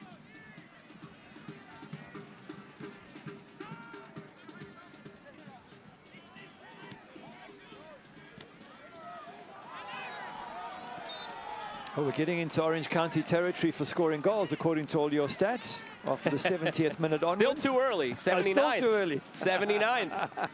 They're not allowed to score for 8 more minutes. Torres lays it off. Here's Kaningas again on the service. Not the best of service, and he's got such a good left foot. You expect better from Kaningas, who seems to be up and down that left-hand side now. So yeah, a couple of little changes, but for me the most important thing is you now have a target man. So whenever you get wide, you don't have to get funny, you don't have to keep playing the ball. Just whip it in, aim for big Sean Okoli, and let Kubo Torres just feed off the big man.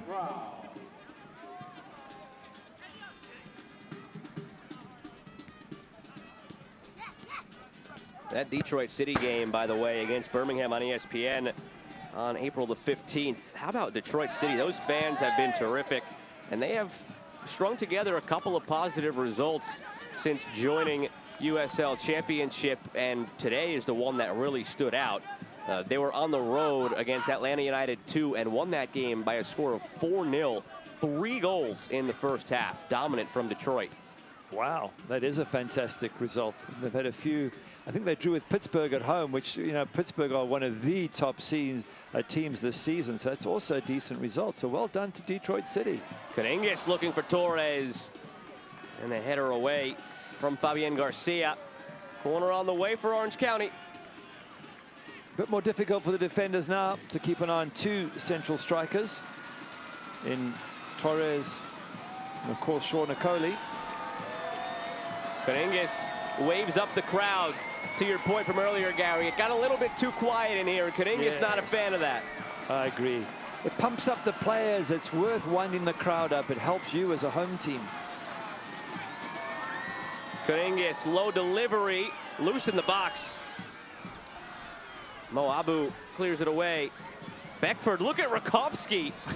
We've seen him in some interesting positions. Never that far. He was across midfield. That was risky from the keeper, because if you get that wrong, you are so far from your goal, you're never going to get back in time. You wonder if he has a daily steps goal and he just needed to meet it. I mean, there's little explanation for why he was that far away from the goal. Well, the clock is running down and the keeper's probably thinking, you know what, I've got to try and help us get something going here.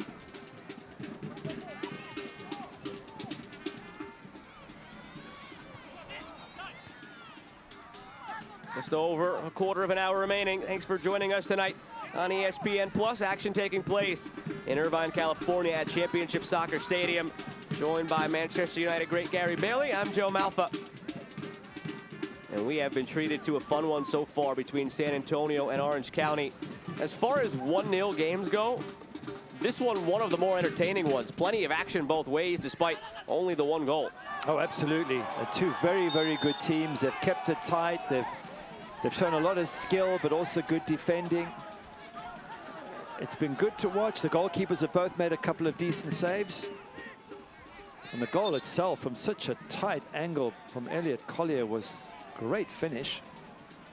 But I think there's still more to come in this match. And I think we've seen it, as you say, it's always the late goals. But I think back to the RGV match at home, Sean Okoli getting the winner late there, getting both goals. And it was these sort of situations, long balls into the box, that Okoli seemed to cause a lot of problems for defenses.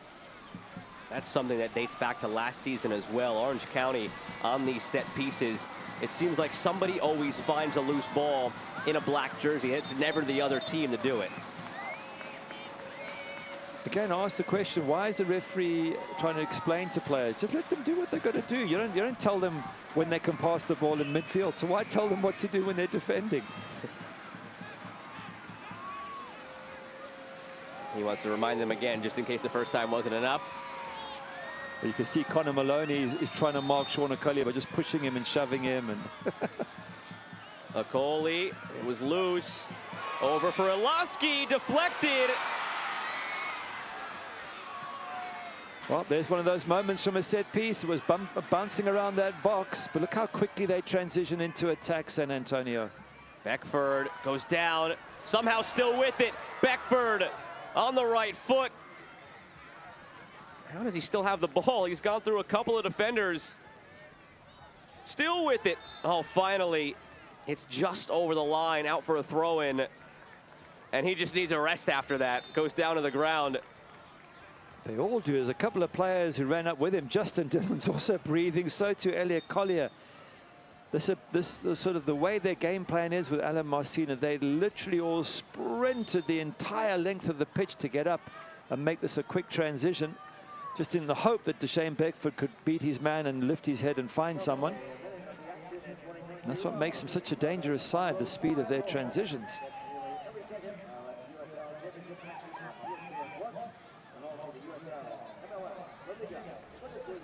Don't miss a minute of the action in 2022. Whether your club is on the road or at home, catch nearly every second of USL Championship action on ESPN Plus. home of the USL, MLS, La Liga, Bundesliga, UFC, and more.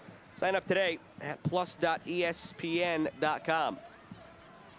Now, just looking at San Antonio, I think we have to give Alan Marcino a lot of credit, because he only had 5 players who actually returned for the start of this season. Matt Cardone, who's a substitute goalkeeper, PC, Connor Maloney, who are both playing, Justin Dillon's also playing, and Santiago Patino, who's not available.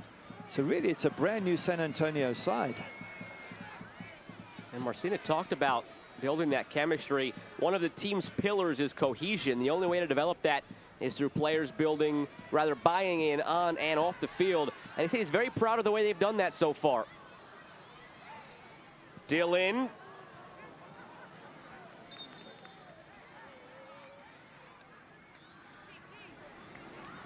Change is being prepared. That one did take a deflection. It'll be a corner kick for San Antonio. Substitution for San Antonio, 79th minute. During the game, 22, Shannon Gomez.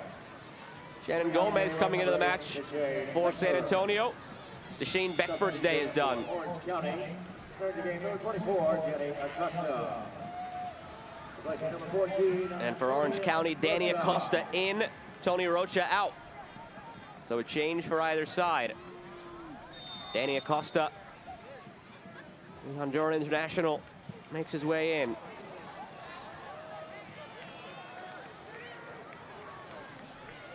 Change is brought to you by Mediquip.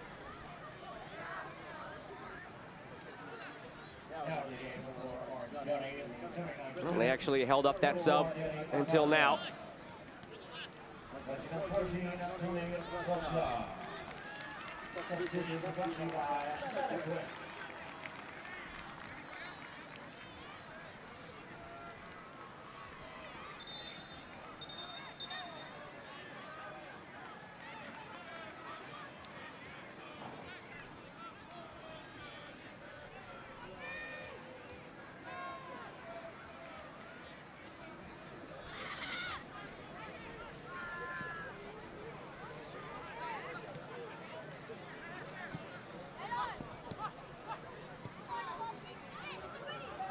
Just 10 minutes to go of the 90. Orange County finally into the territory where they're allowed to score a goal, Gary.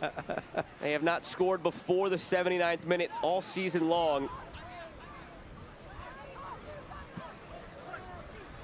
All 4 of their goals have come from this point onward. 2 of them have come in stoppage time, with Coley having the latest 90+9 he scored against RGV.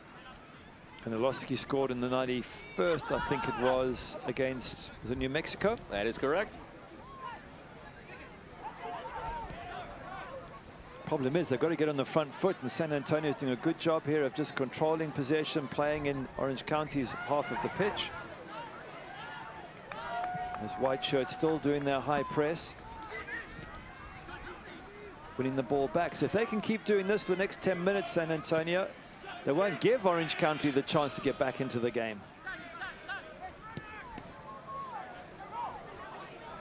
Here's Traore. Gigi Traore. Too much for his own good as far as the step-overs. And he stayed down behind the play. Gingerly getting back to his feet and rejoining the action. Good switch. Danny Acosta looking for Villanueva. Far off his line. Well read. Well, far off his line. He nearly crossed the line there. Just managed to turn around before he crossed over the white line. But it was a nice switch of play there. You've got to stretch the San Antonio defense a little bit more. Traore did go back down behind the play. Joining us this evening and for your support. Koski's sort of trying to get him to move on a bit more quickly, but if you're injured, you're injured, and if you're not injured, you want to take the breather and slow things down anyway. So either way, I don't think Gigi Traore's in a hurry to get up. And this one, I don't believe, look, we always try to judge whether or not it's a time-wasting thing or an actual injury. Yes. He went down He got back up, he gave it a go, and then he went back down. So this one doesn't look too good for Traore. Hope all is all right. It gives us a chance to look at some upcoming games for Orange County. We looked at how tough San Antonio's run is ahead. Orange County not maybe as difficult. Next match, Sacramento Republic at home. Then Indy 11 away. That's a bit of traveling, but Indy have been hot and cold, and RGV away. RGV have been hot and cold as well. So nice little run coming up for Orange County. And that will be it for Traore. Jordan Ayambilla comes into the match.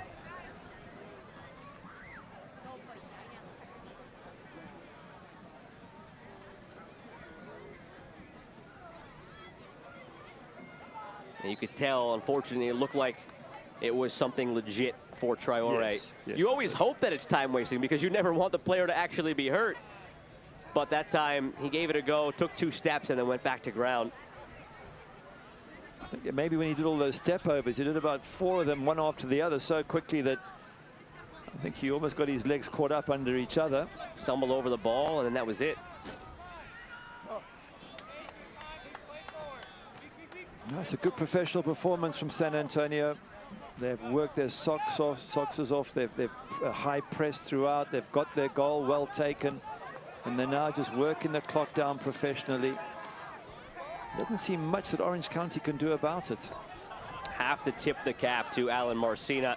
He did it last year, and so far he's doing it again this year. Whatever hand he is dealt as far as injuries and players available, you give him 11 guys, he'll find a way to get the most out of those 11 guys. Through all the injuries early in this season, they are a few minutes away from possibly winning 4 out of 5 to begin the year, plus an Open Cup win. Just that one loss against a very strong Phoenix side who was terrific on the day. Yeah, that's a very fair comment about Alan Marcina, but they've got a tough 5 minutes still to go. And as you've already mentioned, there's one thing Orange County can do. They can score late goals. They just need to get the ball forward. I know it's lovely football from here, but you need to get balls into the box. You need to be aiming for the big man, Sean Okoli. Nalaski. Peterson, Kanengis, who's back on the right side now. A number of players on that right-hand side who've struggled to get decent crosses in. And being a left-footed player, that's not his strength on that right foot, but still expect him to get something into the box. If you're Sean Okoli, you've come in with your height and strength, and they haven't given him anything to work with as yet.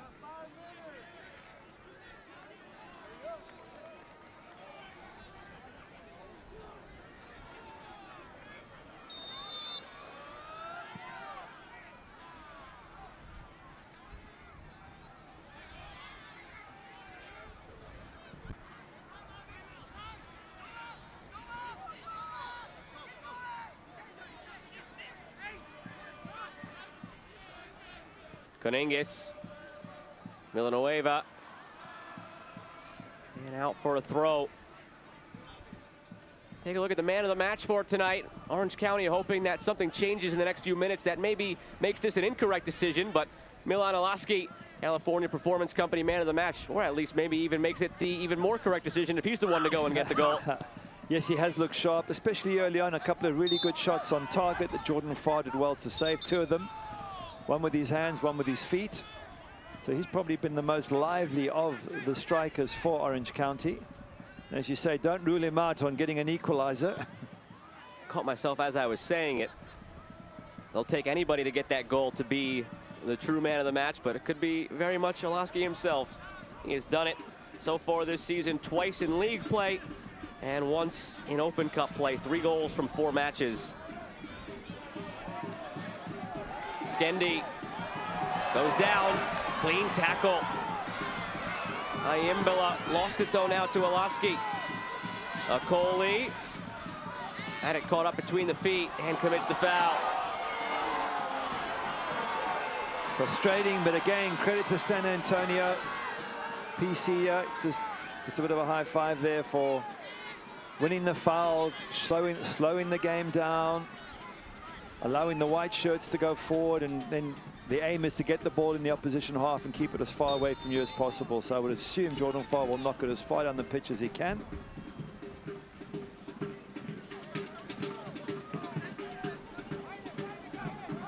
of wrestling going on in the middle there. Kuningas engaged with Moabu.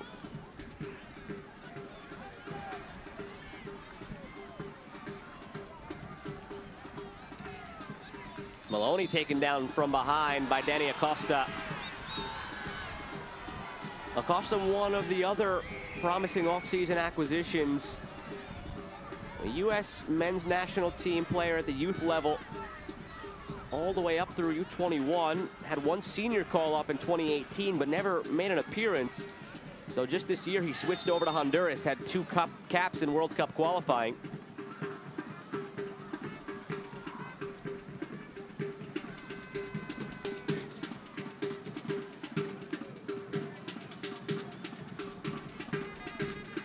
White shirts are staying up. The 2 strikers just beginning to drop off now, but they were also stopping the short ball. Now it becomes a 50-50, and it's a white shirt who gets on the end of that header. So they're still working really hard, San Antonio, to not allow Orange County the chance or the opportunity to create any chances.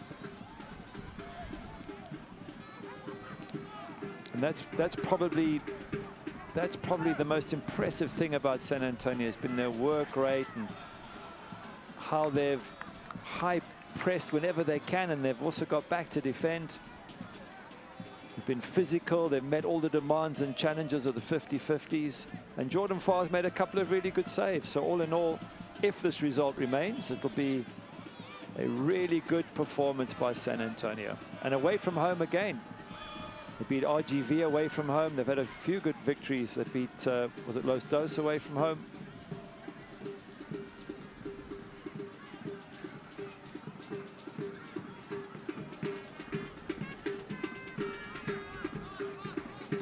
Can't watch the match? Turn on Sirius XM FC 157, North America's only 24/7 source for engaging soccer talk, including USL All Access Tuesday nights at 7 Eastern, plus hear live matches from the USL, MLS, English Premier League, and more, all on Sirius XM FC 157 and the Sirius XM app. Kubo just short again of getting on the end of a good ball. It just hasn't been his night. It's been nearly, maybe, if, but no actual output from the number 9.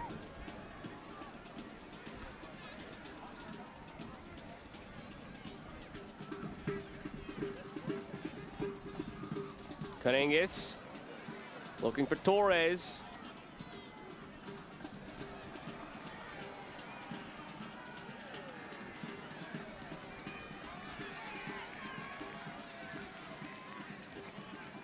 Inching closer to the clock, reading 90. Waiting for a word from the 4th official on stoppage time. And it's 5 minutes of extra time. Right, time for Orange County to come to life. 50% of their goals this season have come in second half extra time. Really a positive. San Antonio not allowing them to create the opportunities. And once again, they've got themselves a set piece. They work the clock down, they knock it long, keep it as far away from their goal as possible, doing all the right things professionally and making it so, well, that's a foul. That's more than a foul, that's a rugby tackle. And that'll be a yellow card for Dylan. Orange County had 5 shots on target in the first half. Their grand total in the second half, a goose egg. No shots on target at half number 2 for the home side. Yeah. They really have been so well managed by the San Antonio defense, and you're talking about the USL champions here, so again, great credit to San Antonio. But they defend from Justin Dillon and Elliot Collier. Those 2 up front set the pace and tone. Both big guys, both physical, both get in your face, both work hard. On top of that, Elliot Collier scored the goal. So the commitment from the front 2 is what sets the tone for the rest of the team. This San Antonio side could very much be a force to be reckoned with as the season goes along. Here's a chance for Torres! That would have endeared himself well to the home crowd. Great chance, great opportunity. I'm assuming the keeper's made the save, which is probably why he's frustrated. Let's have a look here. Flick, well, the ball goes straight through. I thought it was flicked on, but it wasn't. Let's have a look. Oh, keeper just gets fingertips to that. Whether it was going in, you think it is. It might have hit the crossbar, but I think that was going in, and the keeper's made a wonderful save. 3 minutes to go. Kuningas delivers, slapped away by Farr.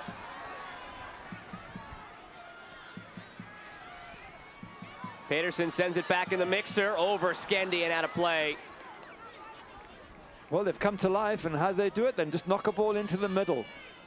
You don't have to play every single or create every single opportunity by wonderful interplay. Sometimes it's just getting bodies in the box, and that's what happened there. 1 or 2 went for the ball, they all missed it, got through to Torres, and he has hit it very well. And I thought that was, looking at it on the replay, that seemed to be flying in the net, and Jordan Farr has once again made a good save, probably the save of the game from San Antonio's point of view. Fantastic tip over the crossbar. Another free kick one. Another opportunity to slow the clock or eat the clock down. The San Antonio side, when they get all their players back, watch out. They're on the verge of being 4 wins, 1 loss from 5 matches, with all those guys on the injured list. They were a very popular pick among media members around the league ahead of the season as being the lead title contenders, and it's easy to see why. If this is their team when they're missing some key guys, watch out. Alaski's ball in. Akoli couldn't steer it home. Good ball from Miloski, absolutely brilliant. That's the service they've needed all game and haven't really had. Miloski provided it there. And another foul, as you mentioned, Gary, to eat some of that clock. Brilliant. Great hold-up play from Elliot Collier. He's in no hurry to get up, even though the Orange County players are trying to persuade him. Kuningas. I think it's more probably cramp than anything else. The amount of running those front 2 have done.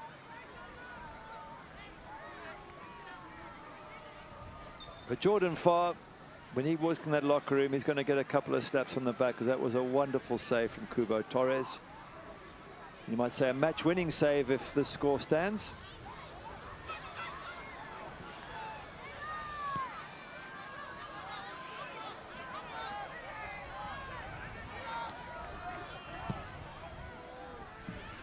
Maybe one last chance in this for Orange County as they try to work it up the field. Skendi, Akoli in the middle. Skendi blocked. Kuningas resets to Akoli. Ilaski's ball in. Loose in the middle. Kuningas called for the foul. Got the boot up in the face. Was it Mitch Tainter down? It is. Immediately apologetic. Of course, no intent there. He's going for a shot on goal to try and salvage a point out of this. Immediately shifted his concern to Tainter. Yeah, bounces up here. Kuningas goes for it, and Tainter bravely. That is right in the face as well. Right in the face. I hope there's no serious damage there to Tainter. Brave as a lion, gets his head in there to make the clearance. Kuningas in desperation trying a near overhead kick. And now it looks like Shannon Gomez is booked for chirping the referee. And Maloney quite sensibly takes him away from trouble. They're 1-0 up in the final minute. How is there nobody out there yet to look at Tainter? Players are trying to frantically wave people on in the field. He's shaking his head, Kuningas, as if he's upset by what he's seen, which worries me a little bit. I mean, I won't say he's entitled to go for the ball, but it hops up here. You can see the player going. At that moment, you've got to pull your boot away, but sometimes once you're committed, it's very difficult. But immediately he leant down to look at Tainter and hug him and hope that he was okay. So there was no malice in it whatsoever, which is why I'm surprised the San Antonio players are getting upset. Maybe they're asking for a red, but again, it's actually a very interesting question. Is it a red card? Because if that's anywhere else in the pitch, kicking someone in the head might be deemed to be a red card. But in the box, because you're trying to score a goal, it seems to be more accepted. But good to see Tainter's up. There's no blood anywhere, no concussion. And brave as a lion, he gets a pat in the back. No wonder. Putting his head in danger there for his team. Now, when he went down, the clock already read 95, so when this ball's put back into play, that very much might be it. Shouldn't be a case necessarily of any extra time added on. And there is that final whistle. You can see what it means to the San Antonio players. Exercising the demons of 6 months ago when they lost on this field in penalties in the Western Conference Final. It won't change the past, but it could set them on their path here in the present. They are 4 wins from 5 to begin the season. Yeah, brilliant performance from San Antonio. Top class. Jordan Farr, fantastic save from Cubo Torres at the end. Defenders have kept the clean sheet. They've worked hard, but for me, it's the 2 up front, Elliot Collier and Justin Dillon, who've set the tone. Richard Chaplow coming out and congratulating everyone, friend and foe. And that's the way it should be. Everyone had Alan Marcina right behind him as well. Both teams played really well in the end. It was just one bit of magic from Elliot Collier from a very tight angle to score. And they've held on to it professionally, superbly. Well done, San Antonio. A bit of magic from the goalkeeper, Jordan Farr, as well. And that is our incredible play of the game, brought to you by John's Incredible Pizza. The volley itself well taken, the save even better, an incredible play all around, and it helped seal the deal for San Antonio as they take this one 1-0 on the road against Orange County. We wrap things up in a moment from Championship Park.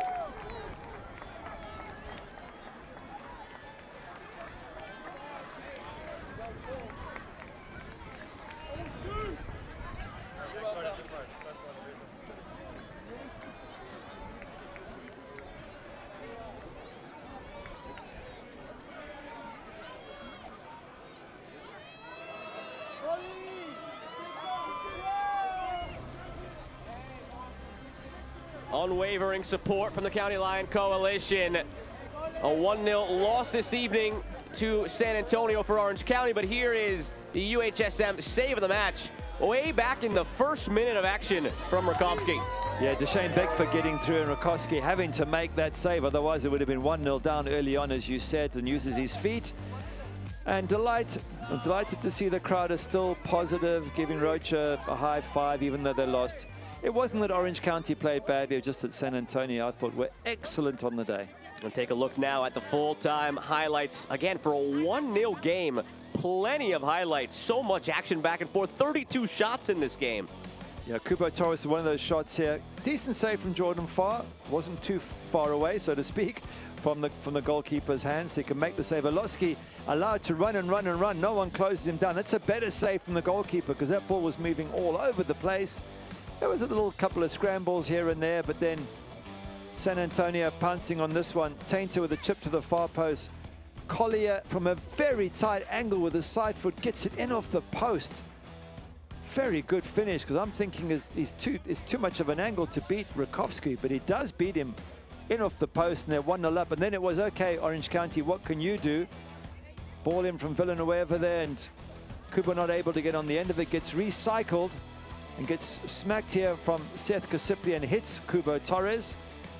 And then again, more pressure, long ball in. This one goes straight through. This is the moment when Jordan Farr makes a fantastic save, because that is going in the back of the net. Great strike from Cubo Torres. And there was a couple of other scrambles, but in the end, they couldn't beat the #1 for San Antonio. There you see it, those 32 shots that I mentioned, 6 on target for Orange County. They had more of the ball. They did things with it. It just wasn't their night in the final third. No, it wasn't, but that's a lot to do with the way San Antonio defended, and also credit, of course, to Jordan Farr. A 1-1 draw might have been a fairer result, especially at the end with that shot, if that goes in, because Orange County had, as you can see from the stats, had a good chunk of the play, but it was one moment of magic from Elliot Collier on one end, another moment of magic from Jordan Farr on the other that made the difference for San Antonio tonight. A well-contested match between two teams who very well may meet again come playoff time. Gnarly, the mascot, well, his birthday wasn't celebrated or punctuated with a victory tonight. They still had a lot of fun at Championship Soccer Stadium. San Antonio had a lot of fun as they leave with 3 points and the 1-0 victory. That'll do it for us here. For my broadcast partner, Gary Bailey, and the incredible crew that makes this all happen, I'm Joe Malva saying good night from Irvine. San Antonio 1, Orange County nothing.